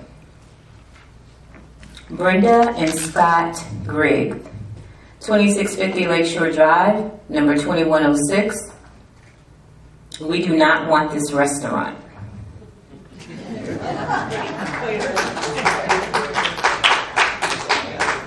Cindy Davidson, 2640 Lakeshore Drive, number 1516. I do not support this item. Robert Smith, 2640 Lakeshore Drive, number 1414. Object to noise, parking, and potential intrusion into Marina Grand. I do not support this item. Nimzia Alvarez, 2650 Lakeshore Drive, number 103. Trash, rodents, bugs, smell, parking, noise level. I do not support this item. Barbara Longbrecht, 2640 Lakeshore Drive, number 1710. The Marina Grand tried to purchase said plot several years ago. We were told it was deemed unbuildable by Riviera Beach. I do not support this item. Catherine Leon, I do not support this item. And her address is 2640 Lakeshore Drive, Unit 1014. Toby Payne, 2640 Lakeshore Drive, number 1915. Have concerns about noise levels, traffic, parking, safety, smoke / odors. I do not support this item. Joe Bear, 2640 Lakeshore Drive, number 2108. It's just checked. I do not wish to speak, but would like the following comments read. There's no comments and there is no check mark. Is Mr. Bear here? Mr. Bear, am I to assume that you are not in support of this item? Yes. Mr. Bear, for the record, does not support this item. And those are all of the public comment cards. Now that that's completed, we're going to move into board comments. And I'm going to start from my left with Mr. Blackwell. I'm sorry, Ms. Shepherd. First, I want to thank the public for coming out. And I just want to make it clear that I live on 23rd Street and the marina is on 13th Street. When I opened my bathroom window to get air in it on Friday night, my whole house shakes. So I don't have to sit here and figure out the width of the building, how depth it is. I know what noise is. And I really feel very compassionate for your homes, your safety, and your welfare. I will go on record right now by saying I will not support this.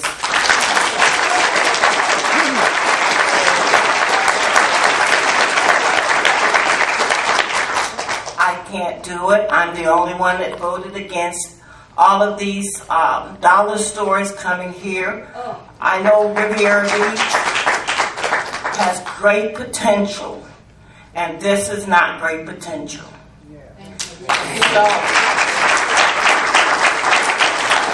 My heart go out to you because I danced at the crab pot, so I know what the crab pot is all about.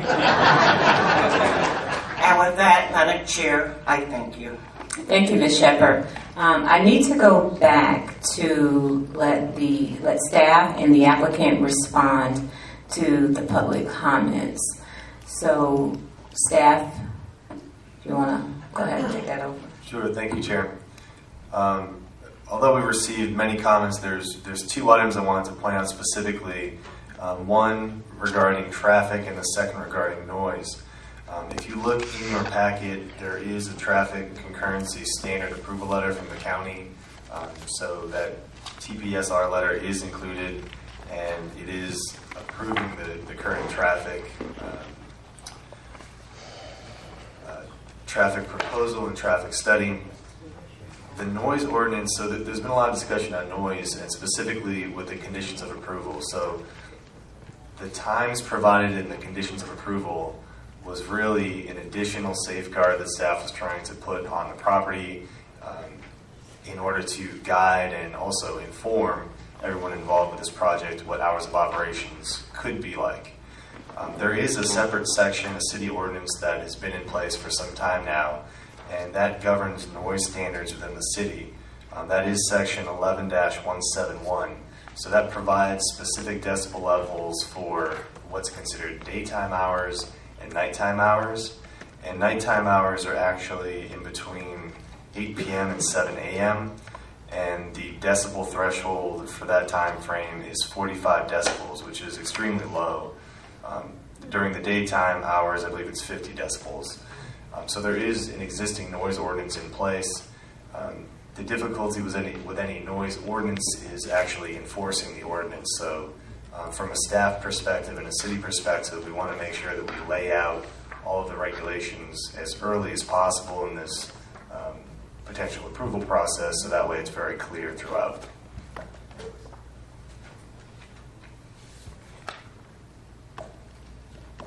So those were the staff comments in regards to the traffic and noise. The dumpster was located on the site. I believe it's not air conditioned. The code requirements don't require it to be. However, that's something that the applicant would have to look into further. I think additional questions are really geared more towards the applicant if they wish to provide additional responses, or if there's specific items that were addressed that the board wishes staff to comment on further, we'd be happy to. I have a question, Jeff. I know normally for City Council there's a book in the back that basically contains our packet. Is that available for the audience as well? That is correct. There's actually 2 books tonight. Okay, thank you. So next we'll have the applicant come up and address concerns. Madam Chair, Commissioners, thank you. I just want to make a couple of comments. Yes, the traffic was reviewed as required for every project in town in the city of Riviera Beach through Palm Beach County's TPS ordinance, and we meet concurrency and we meet the TPS for this specific area. We have an agreement with DOT for the lease, which will be signed if this site plan is approved. If it's not approved, we of course wouldn't sign a lease with them to obligate the owner of the property or the developer of the property that situation. So I wanted to make sure you understood that. I want to clarify a couple of my comments, and because it seemed that some of them were issues of a lot of the comments. First of all, the overflow.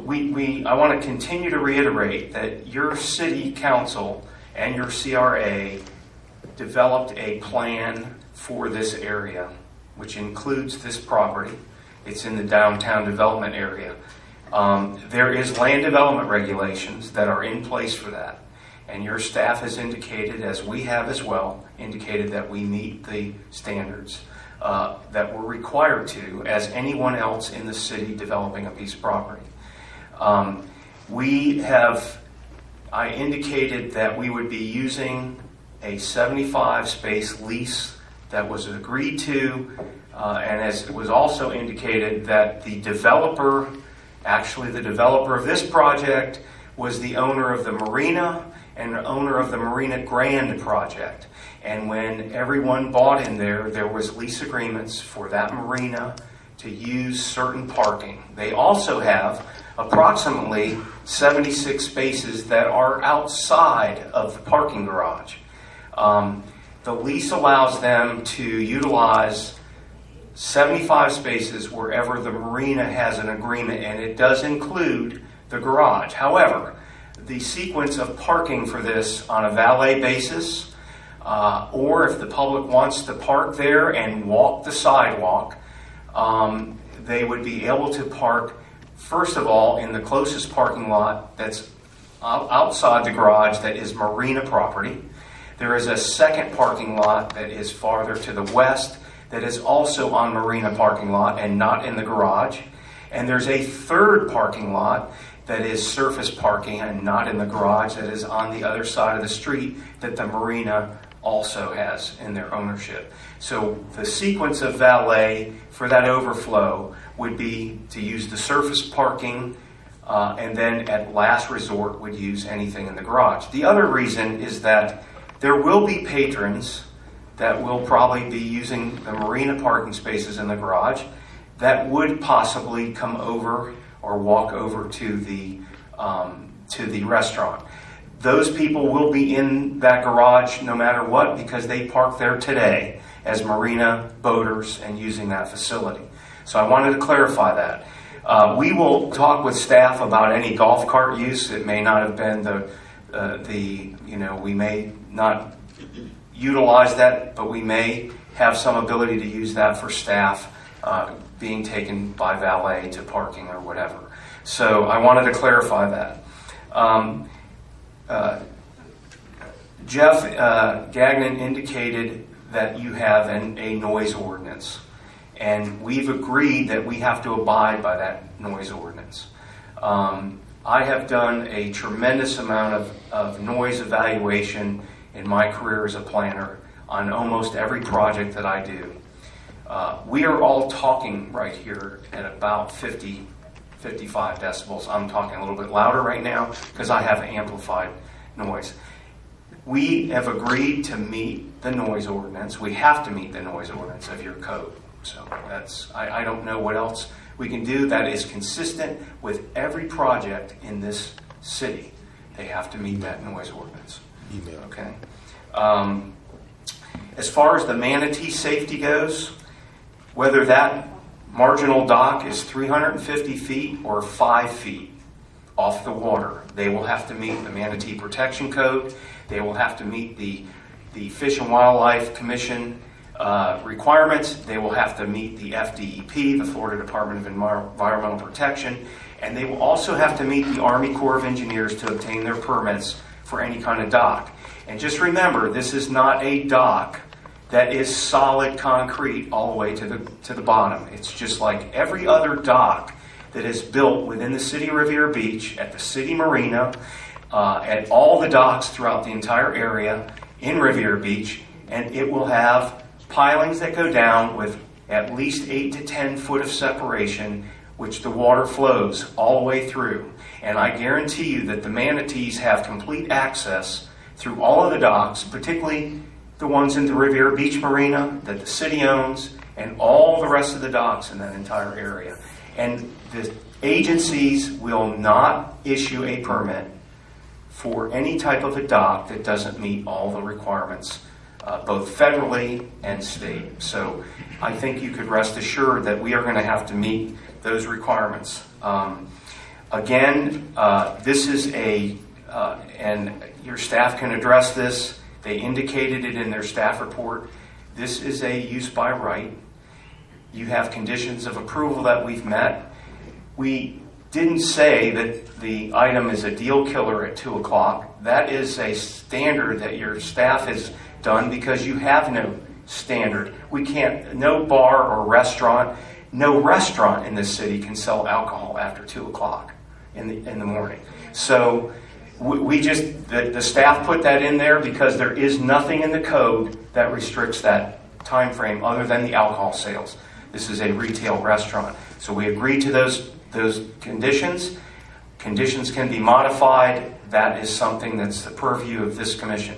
And I also want to reiterate that I don't believe, or nor would I ever indicate, that the public process that this city has had, that I've been in front of for numerous years, actually practicing over 33 years, that this is not a very important commission in regards to providing beneficial advice and recommendations to the City Council and the CRA. And I do not believe that our client indicated that this was a useless committee. I certainly, as his representative, as his planner, would never insinuate or even think that, because this is the public process, the democratic process that we live by throughout this entire county and, in fact, the entire state of Florida. This commission plays a vital role in providing public input as members of the public who are not elected but advisory to the town council, and we appreciate all the stuff that you do. Madam Chair, that's all I have to provide you. We think the project, it meets all your land development regulations. We have adequately addressed any issues of overflow parking. Now, whether there's agreement issues privately that have to be dealt with, there is lease agreements in place that will have to be worked out by the private sector. That is really not. Your code requires on this project 18 spaces, 15 spaces. We provided 18, but we've accommodated for overflow through a lease agreement that has been in place since Marina Grande was envisioned. So that's all I have. Thank you, Madam Chair. Thank you. Yes. Actually, Madam Chair, I want to ask some questions of the applicant. Sure. You're recognized. Your narrative says that this was previously occupied by Crab Pot. Who is the end user restaurant? Who is the who's going to be the owner? Yes. It's Seven Kings Holdings, and that is owned by Ray Graziato, and there's several other members of that corporation. Well, I was speaking of what's the restaurant? What is going to be the use? What's actually going to be? You said it's a restaurant. What's the name of it? It's going to be a what we consider a coastal seafood fare, just like the Crab Pot had. It will have fish. It will have steaks. It is a restaurant, and it will have, like every other restaurant has, a bar as well as a part of it. The licensing on it requires them to have the restaurant food service. So just to let you know. Okay. I was looking at the traffic report. How did you estimate the net new daily trips? I think it was 326 maybe? I don't have that right in front of me. Here. Yeah, okay. This is the letter from, yes, it will have 326 net daily trips. It will have only 28 a.m. new trips. And that's usually typical of a restaurant because the lunch trade is not as large as the evening dinner trade. And they will have they'll have 25 p.m. trips, and the total is actually 326 new trips. And that is a model that is required for every project in the county. The city of Riviera Beach is not the only city that has to use that, but it's done under the transportation standards. There is a number for this type of restaurant that will generate based on capacity.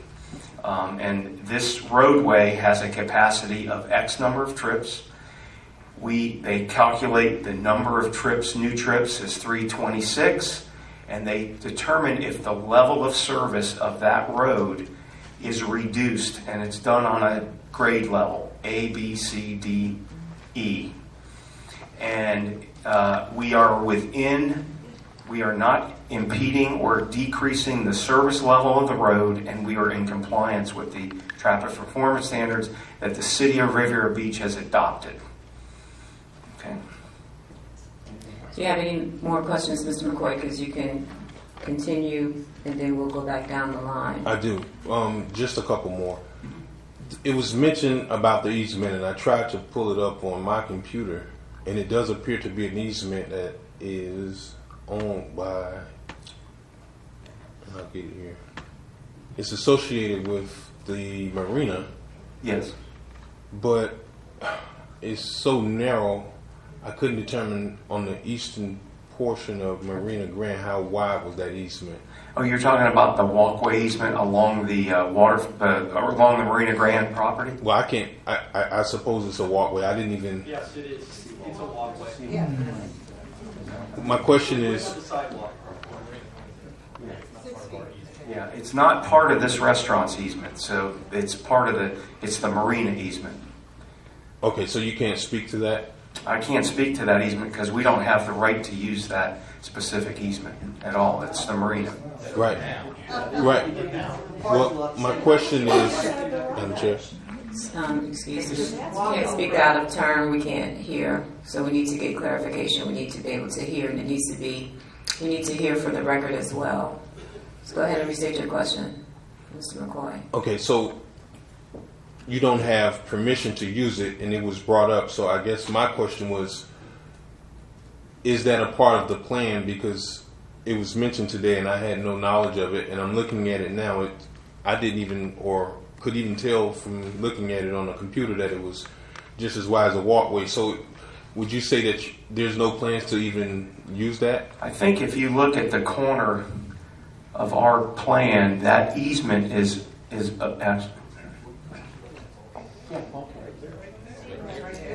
yeah, that's what I'm talking about. And the way that it jogs over, if you see where that easement, I'm going to put the cursor.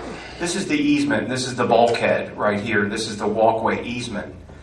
Our dock or dock area stops right here. And we haven't connected it to that walkway. There is a bulkhead there that is connected. And we do not have any right through the marina owner to use that walkway. Okay. Remember, we can only speak one at a time. That's it for me for the applicant, Madam Chair. Thanks. Madam Chair, I have a question for the applicant. You're recognized, Mr. Canuti. Excuse me. In your site plan application narrative, third paragraph, it says the property is currently owned by Riviera Shores LLC. The applicant is Seven Kings Holding, who is has a long-term lease with the landowner. Okay. My question is that lease in place, or is that lease conditional on this restaurant approval? The lease is in place as we speak. So it's not conditional on anything? No. Further down, it says that the traffic statement was presented to county traffic for review and approval. Now, do we have approval? Yes, sir. Your staff just indicated, and I just was reading from the letter of approval from Palm Beach County Engineering, Traffic Engineering. Yes. When you presented to Palm Beach County Engineering traffic, my question is, did you present the fact that of the whole idea of a golf cart shuttle on the public road, service road, to shuttle people? No, that was not a part of the requirements.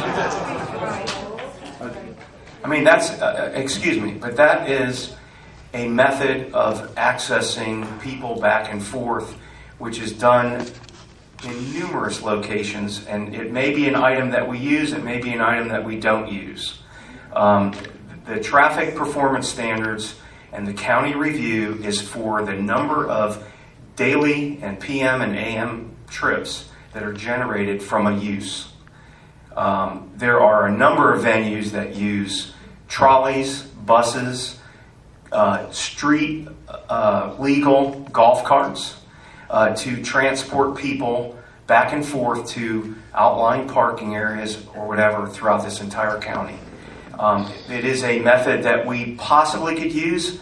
We may discuss it with staff. It may be something before the city council that we decide that we may not be using, but the people can park in those parking areas outside that the marina owns that are outside in the open area, and they can walk to this facility. There is a sidewalk system that can take them to the facility. The valets can take the car from the drop-off area, and that's why we have a drop-off area. They can take them to those back on-grade parking spaces and walk back. It's done all over the county. Understood. Yes. It seems that your first comment on hours of operation were pretty rigid as far as hours of operation, but lately you've said something a little differently, that it was just an arbitrary number that staff came up with. So just for staff and your presentation, I went on about 15 local restaurant websites, and some of them are national chains, some were just one-offs, and the consensus, actually all restaurants that I looked at, and I don't know, I looked at maybe 15, closed at 10 or 11 p.m.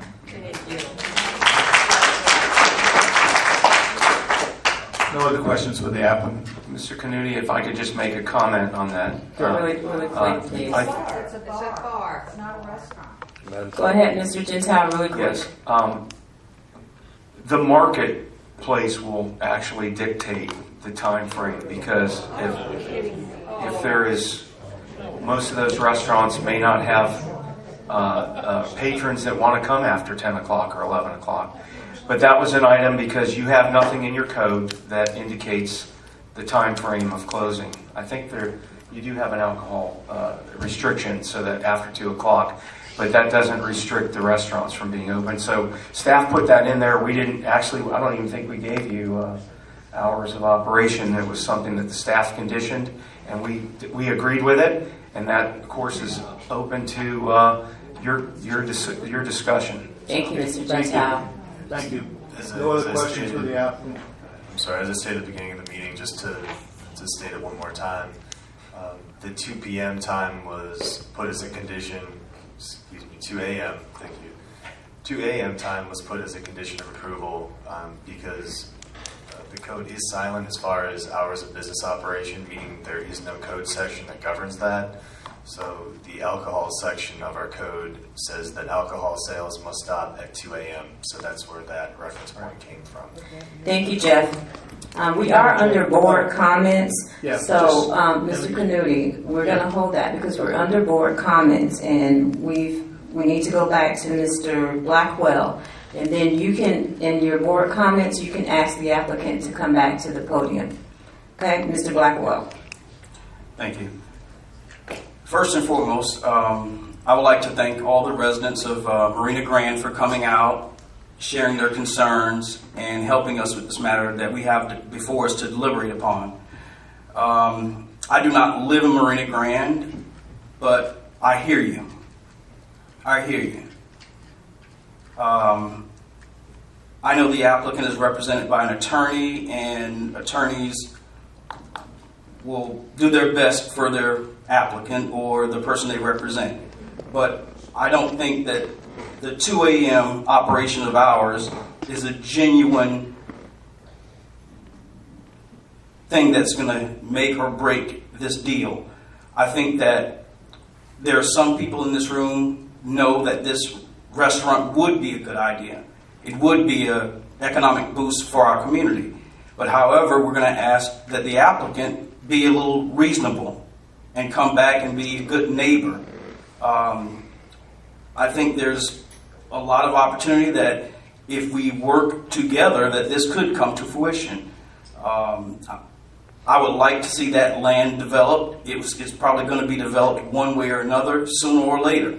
So I just say to the residents, be careful what you wish for, and let's kind of work together on this and just not all come in and say we're going to kill this idea just because the hours of operation, the music. I have concerns about the music level, the boating, the dock, 300 feet or what have you, protruding into the intercoastal waterway. I think these are all issues that need to come back with more definitive answers and something with more realistic numbers or figures.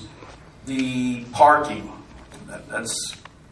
I know you're saying it fits, the applicant says it fits the code, but common sense tells me that a 4,000 square foot restaurant, you have 18 spaces, and 75 of those spaces that you have allocated in another location, that's with the lease agreement with Loggerhead Marina. What happens if that lease expires or they somehow withdraw from that lease? Where are these people going to park? So these are all things I think that need to be ironed out. I do think the restaurant is a good idea, but I have my reservations right now as it's presented. Thank you. Thank you, Mr. Blackwell. Mr. Canuti. I feel a lot like Mr. Blackwell does. I think it would be nice to have a restaurant there, but I think in this project where we stand right now, there are way too many questions for us to consider voting on it. The hours of operation are certainly one, the noise level of the music, the whole way the shuttle is going to work, the trash issue, the parking. I think all of these are questions that can be addressed to everyone's satisfaction. Well, not everyone, but to consensus satisfaction. So, my feeling is that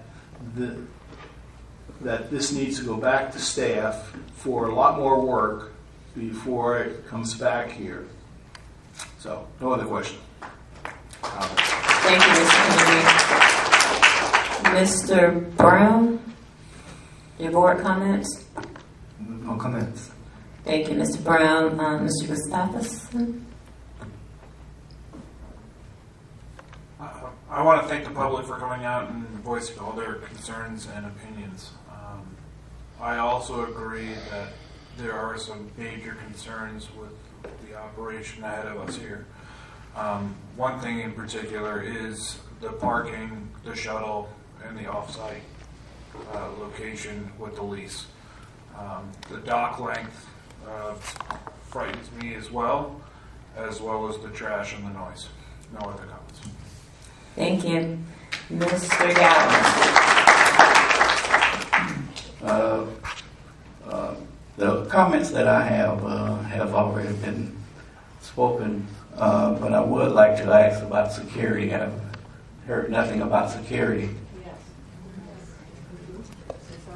Do you want to direct that question to Yes, staff to- or the applicant? To the applicant.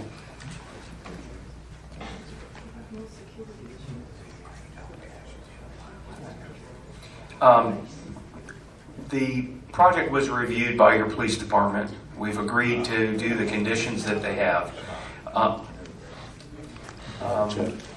I'm just reiterating, and by the way, just so that you know, I'm not an attorney. I want to make sure that's very clear. I'm a planner. It's not a bad thing, but we planners like to practice, but the attorneys don't like us to, so they were letting me know that. We don't know if there will be security on this site. The police department reviewed it. We've agreed to their conditions, providing cameras and those type of things that they do require on most projects like this. And I do want to also reiterate while I'm here that the lease agreement on the parking is actually an easement, so it is in place in perpetuity on that project. So you don't have to be afeared that the parking will be going away at any time. It is an easement agreement that goes and runs with the land.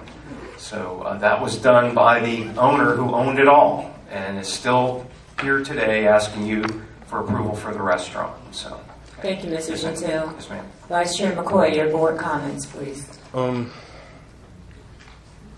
I don't know if I can even say anything new.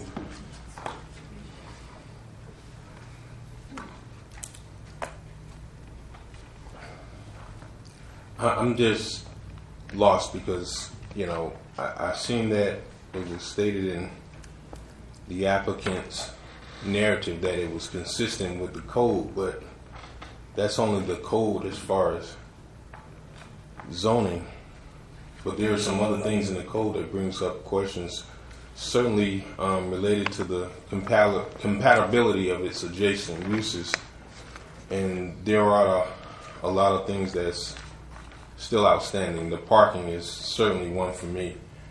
And then in the letter, it actually stated preliminary discussions with FDOT have yielded an informal approval. I don't even know what that means, but I just don't think I'm comfortable with supporting it because it just seems like there are some things at this point that needs to be resolved. And in good conscience, I don't think I can put this next to a residential, multifamily residential community without the support of the community.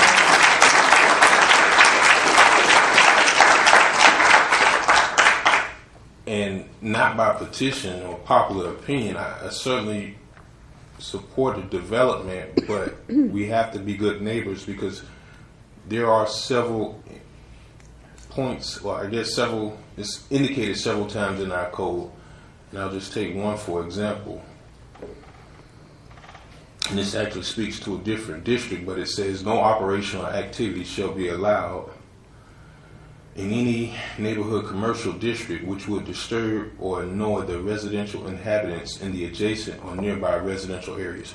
Now, while that isn't exactly the same zoning code, I think in the spirit of being consistent, I just don't think that I can support it, despite that it has consistency with the land use. It's just, Mr. Gentile, I wouldn't think you would want it right next to your house if you lived there. So respectfully,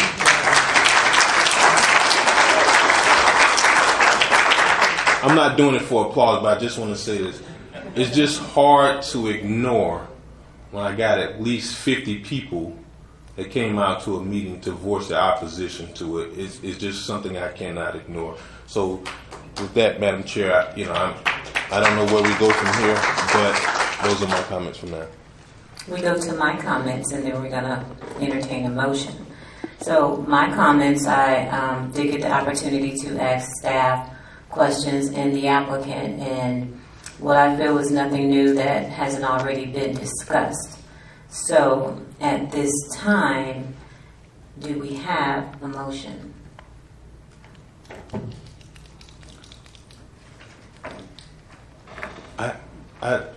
Madam Chair, I don't have a motion, but to Mr. Canuti's point, and if the applicant is so willing, I don't want to outright deny an application or send a negative recommendation to council. If there's something that can be worked on, I think I'm open for that, but I don't have any motions to accept nor deny at this point. I believe we have to have a motion to either approve or deny and then do some discussion. So. Well, I'm not sure we have to have a motion to approve or deny.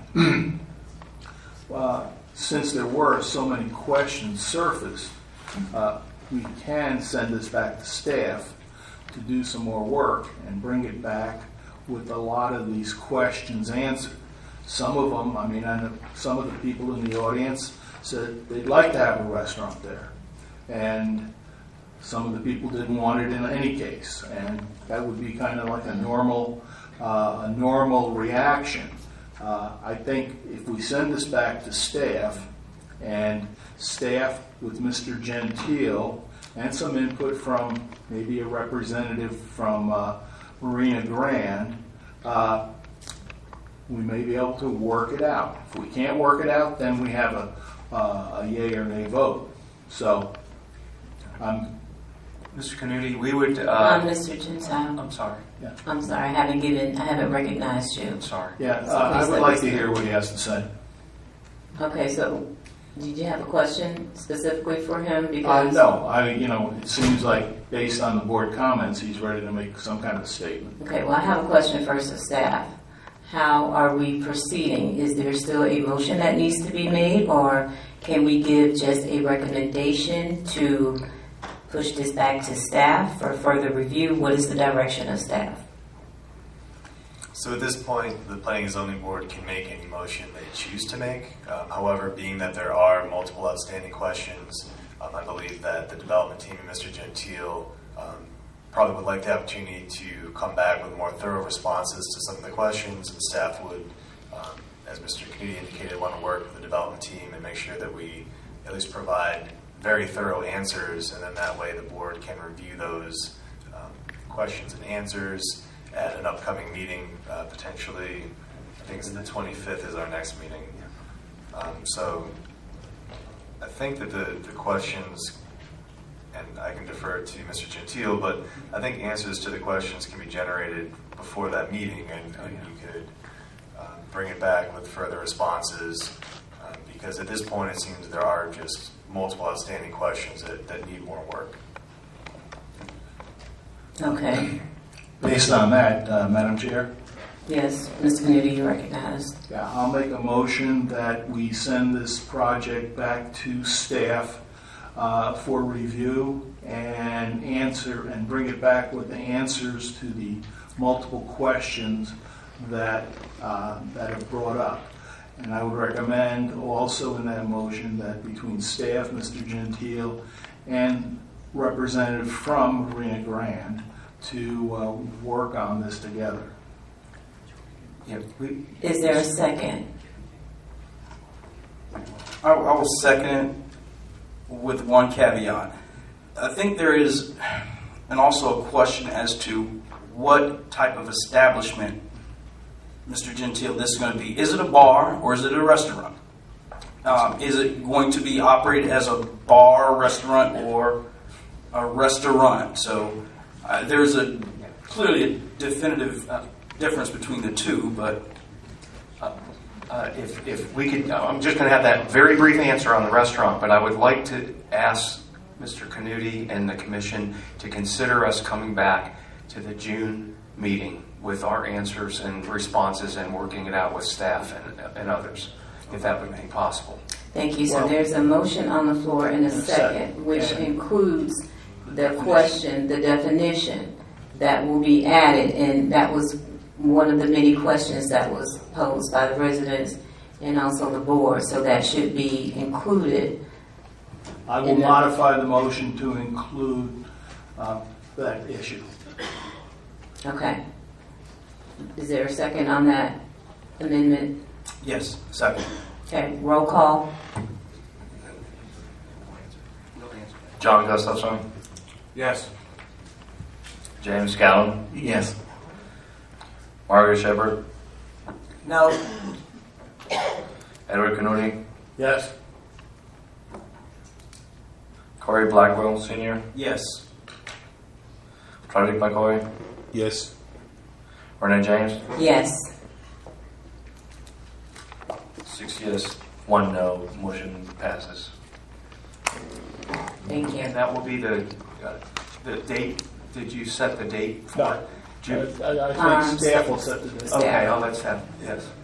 Just for the anticipated timeline for everyone in the audience too, I did state that May 25th is our next board meeting. However, I think if we give ourselves a little bit more time to make sure we have thorough responses, June 8th would be the anticipated meeting date. And we agree with that.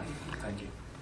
Okay, just for the public that is here, I see there is someone in the back that had their hand raised. Please note that your next opportunity for a comment will be under general discussion, item number A. So if you wish to speak at that time, you will have to complete a new public comment card. Okay, so we're moving on to the next item, B, and we're ready for staff presentation. I did not see this. Did you see this? I didn't see this. I got the packet, but No, this is I walked out. no, this is the second packet of the page. This wasn't in our packet.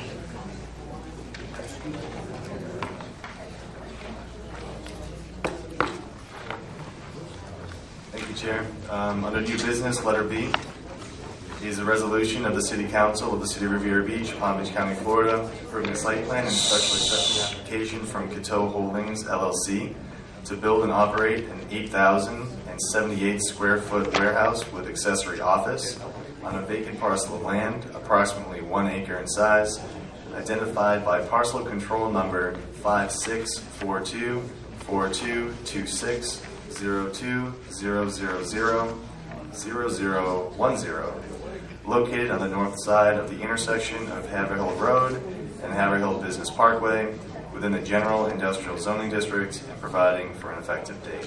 Please, if you're exiting, please exit quietly so we can continue the meeting. Presentation. Yes, and at this time, I'd like to ask Mario Velasquez, our senior planner, to provide a presentation to the board and general public.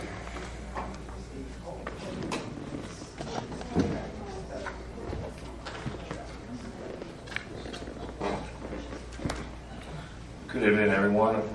Once again, Mario Velasquez, senior planner. The second item tonight is the Cateau Plumbing. Applicant, the owner is Cateau Holdings LLC. Application number is SP 1615 and SE 1602, corresponding to the site plan and a special exception. It's an industrial project that entails approximately 8,000 square foot plumbing warehouse with its accessory office. We'll go over the location, get familiarized with the area, continue with the staff analysis, and conclude the special exception analysis. If you look at the screen, the red dot represents the location of the proposed warehouse. It tells us that it is on the west side of the city. As we zoom in, we can see that it's a vacant lot. This vacant lot is identified with parcel control number 5642 4226 02000010. It is approximately 1 acre in size, and the current zoning is general industrial, and the future land use is industrial. Also, you can see the sign for the notification. The property was properly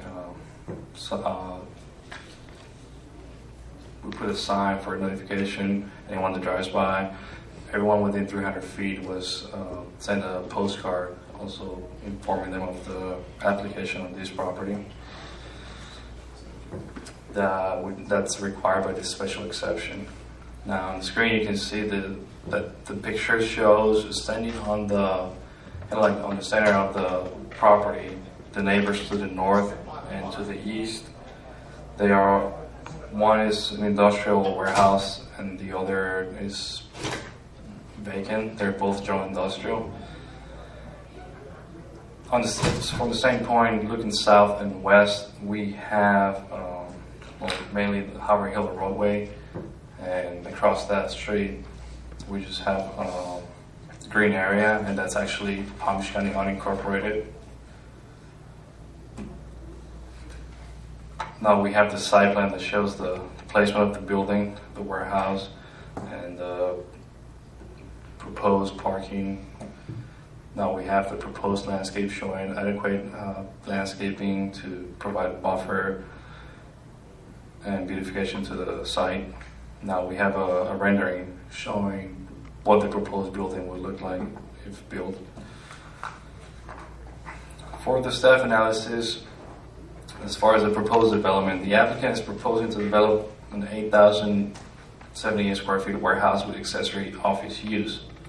This proposal would allow an existing business in the city to expand its business capacities while at the same time keeping the business within the city.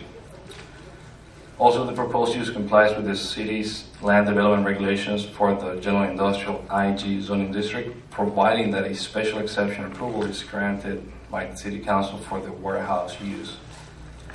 As far as the comprehensive plan, the proposed use is consistent with the comprehensive plan's industrial future land use designation, and the proposed project is also compatible with the surrounding parcels and uses, which we just saw pictures of what they look like. For levels of service, city services such as roads, water, sewer, and garbage collection are currently available to the site. The proposed landscape plan is compatible with the city's land development regulations. And for parking and traffic, adequate parking has been proposed in accordance with the city's land development regulations. Now going into the special exception analysis, as far as ingress to and egress from the property, ingress to and egress from the site are available directly off of Howard Hill Business Parkway, which can be accessed from the north and south via Howard Hill Road. For off-street parking and loading areas, adequate parking spaces have been proposed in accordance with the city's land development regulations, and also one truck loading/unloading area will be provided. For refuse and service areas, a 6 foot high masonry enclosure has been proposed to hold a dumpster for on-site garbage collection with appropriate landscape screening. For utilities, they are currently available to the site and will be properly connected as regulated by the utility district. As far as screening, buffering, and landscaping, adequate landscaping has been proposed along the perimeter of the property, which must be maintained according to the city's land development regulations. Also, the applicant has preserved many of the existing trees and vegetation. For signs or outside displays, one attached sign is proposed to the main facade of the building, which will be later regulated by the Code of Ordinances. No freestanding signage is currently proposed, and also a lighting plan has been provided which demonstrates adequate lighting and no light trespass from the property.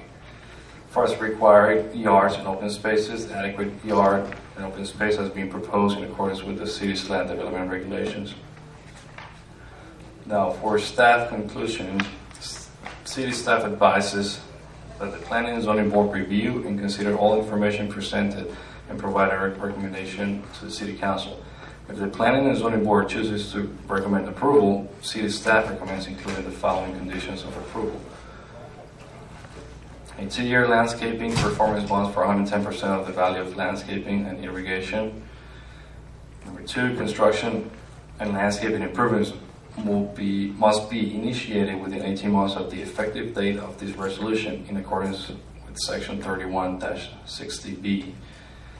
Number 3, this development must receive final certificate of occupancy from the city for all buildings and units approved within 5 years of the approval of the adopting resolution or the adopting resolution shall be considered null and void, requiring the applicant to resubmit an application for site plan special exception.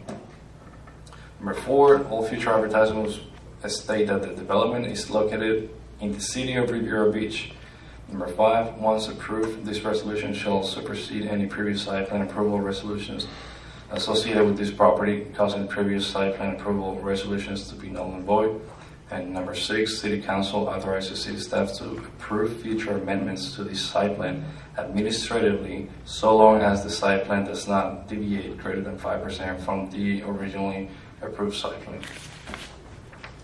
The applicant representative is present. If you have any questions, we are here to answer those. Okay. Thank you. The applicant like to say something? Madam Chair, board members, good evening. Jeff Yarovani on behalf of Cato & Son. I'll be very brief. This is going to be a new office for Cato & Son, which is the plumbing company. They're going to be moving here. They're going to be hoping to hire some 10 more people in there, and so we think the project is going to be asset. The property value is going to go up probably about 500%, and we think the new jobs is going to be certainly assets. I had a presentation, but I have to get the. I'll be brief. I know you guys been through a lot already. Okay, thank you.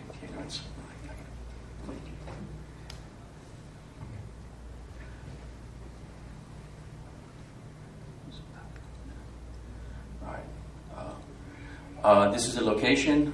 It's on Haverhill Road. It's an industrial park. We designed actually the whole project about 10 years ago, and all the other development are industrial. This is lot 1, right adjacent to Haverhill Road.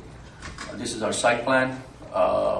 We meet all the requirements. We are in agreement with the city staff recommendation, and I think it's going to be it's a beautiful landscape, and I think it's going to be asset, and that's the perspective. And also the building elevation. And I'll be glad to address any question or comments you may have. Okay, we're going to go into board comments, and if they have any questions, they'll call you up. Thank you. Thank you. Okay, we're going to start with Ms. Shepherd. This is an excellent project, sir. Coming to the city of Riviera Beach. I have no questions. Thank you. Okay, Mr. Blackwell. No questions. Mr. Canuti. Really, no questions. Mr. Brown. No questions. Mr. Gustafson. Am I pronouncing your name correctly? Gustafson. Gustafson. Close enough. No comment. Do you have any comments? No? No comment. Okay. Mr. Gallen. No questions. Vice Chair McCoy. Nothing, Madam Chair. Well, I have no questions as well. Is there a motion?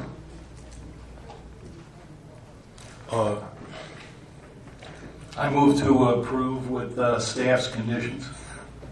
Is there a second? Second. Roll call. John Gustafson, Yes. James Gallen, Yes. Margaret Shepherd, Yes.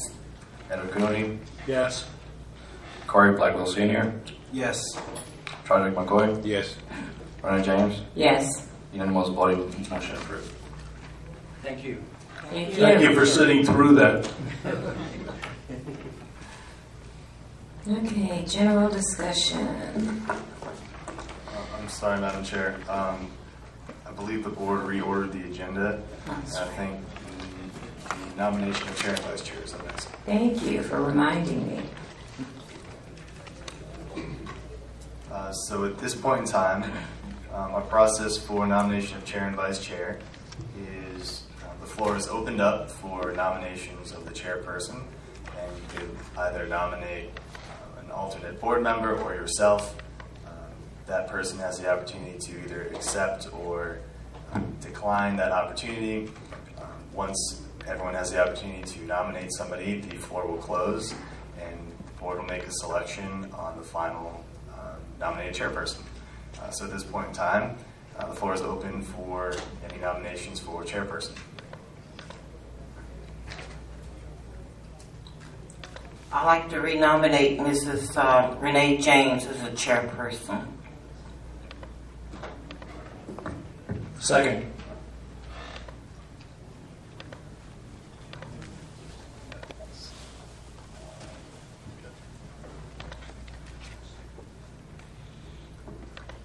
Yeah, so are there any other nominations? So there's no need to second any motions unless you want to nominate the same person.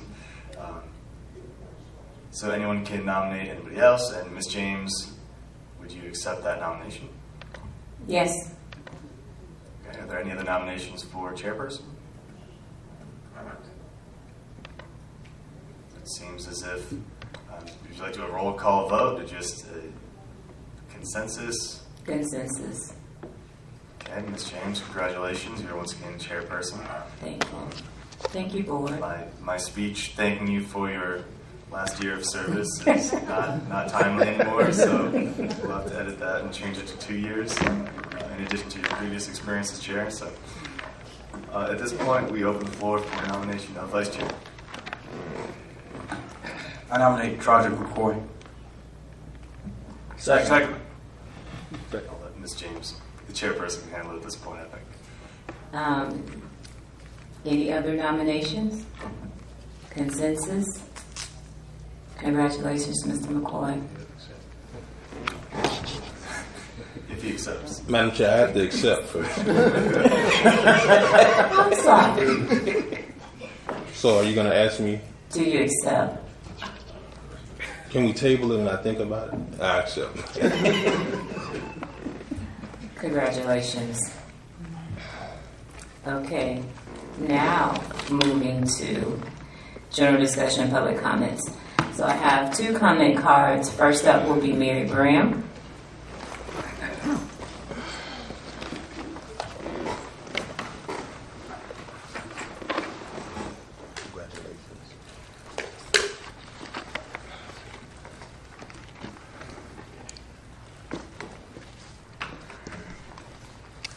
Good evening, boys. Miss Mary Graham, Riviera Beach. Congratulations to the chair as well as the co-chair, and congratulations to all of this board here. As I said before, and you said that you would see me again, definitely you will see me again. So kudos to Miss Margaret Shepherd. She's been a long-standing member, as well as Mr. Wiggins, and I would like to give a shout out to Mr. Julius Wiggins too, because he has been so valuable, you know, to this board and community. But to put you on notice, because I'm glad that he's sitting here, Mr. Terrence Bailey. Sometimes your staff does not work in the conjunction of the community.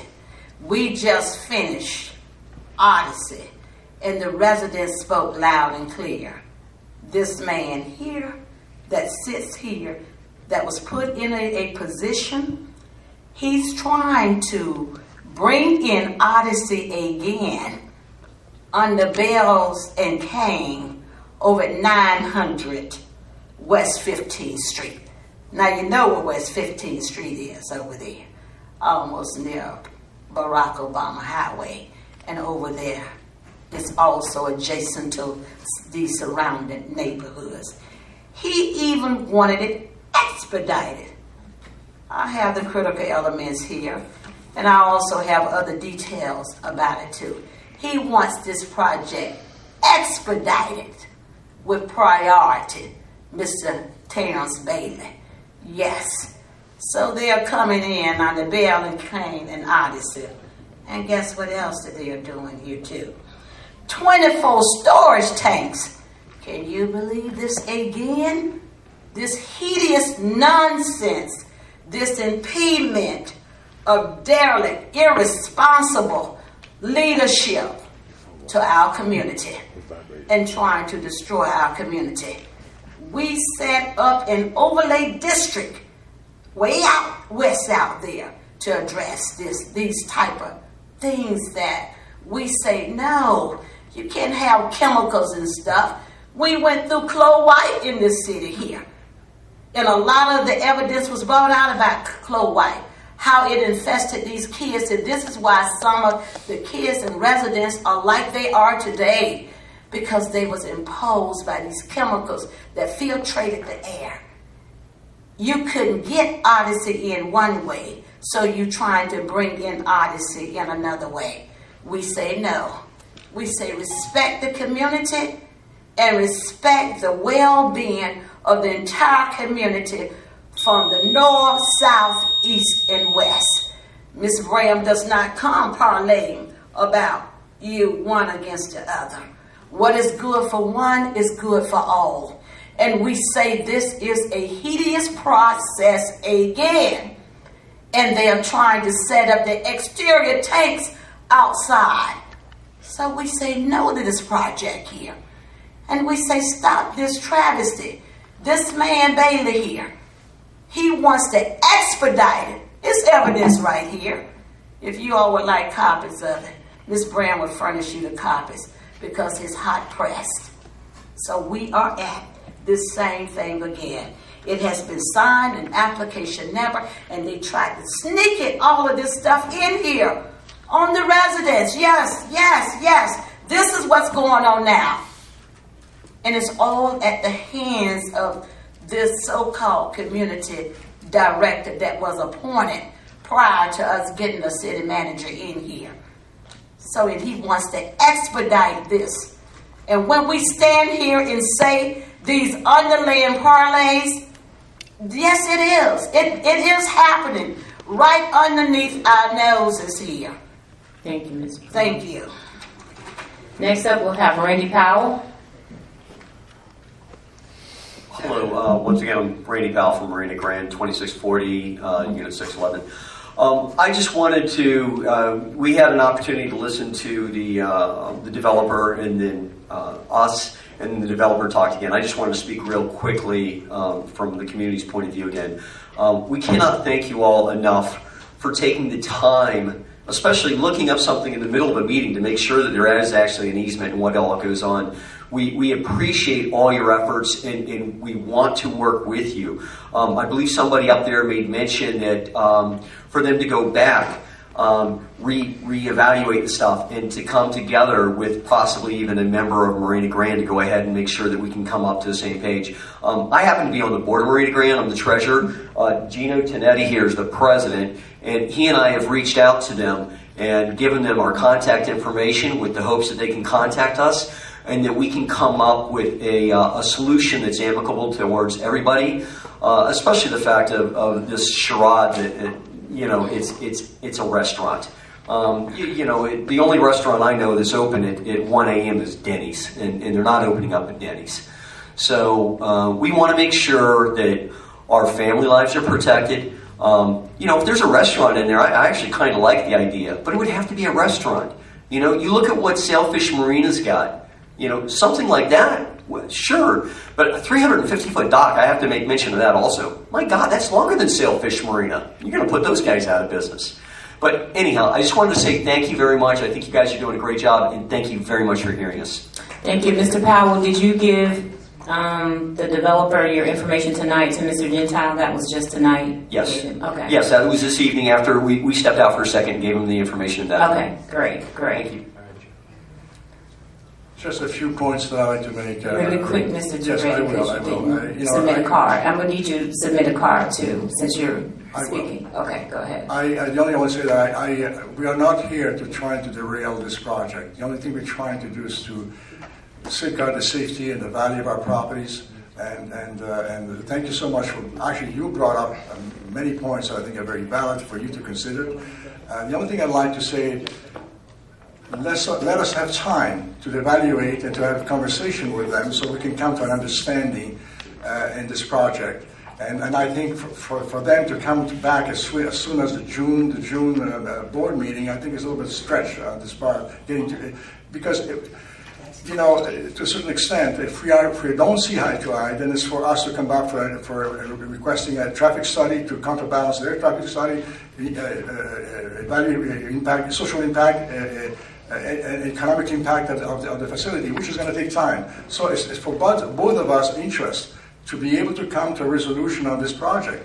But I don't think that we can achieve that in 1 month, from my understanding, talking to Mr. Water.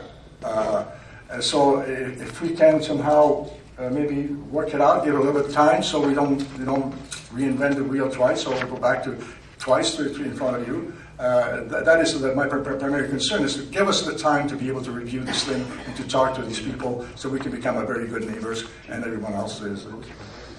That's fine. You guys can work that out, because it's not up to That us was when you come back that to was a the great board. that was a suggestion that you said, get together and work this project out Yes. together. Thank you so much. You're welcome.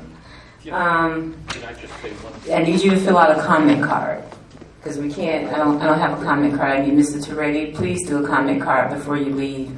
And remember, the comment cards are supposed to be submitted before.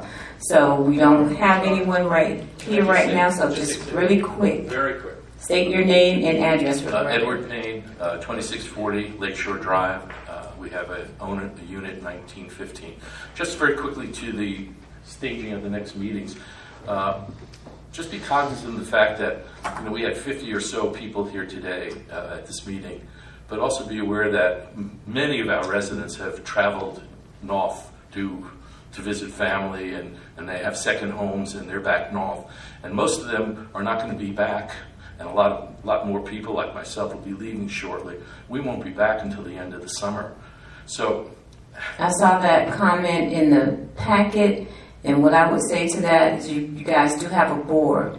Yes. So even if they can't be present, if they're snowbirds and they're not here, please, if you have communications with them by email, just gather their comments and have them submit them to their HOA president. Good point. We will do So that can be included in the next packet as well. Thank You're you. welcome.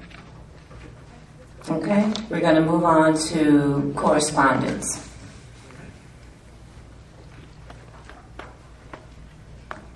Thank you, Madam Chair. The only item for correspondence was mentioned under the additions and deletions section. That was the additional correspondence from interested residents regarding the Crab Pot restaurant proposal.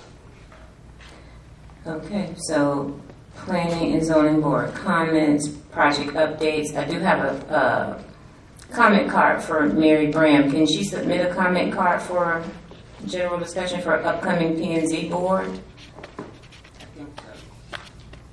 You gotta let me know, because I'm not sure. I think it's at the discretion of the chair, so I don't see why not at this point for another 3 minutes. Okay, please, Ms. Brown, 3 minutes, because the time is late.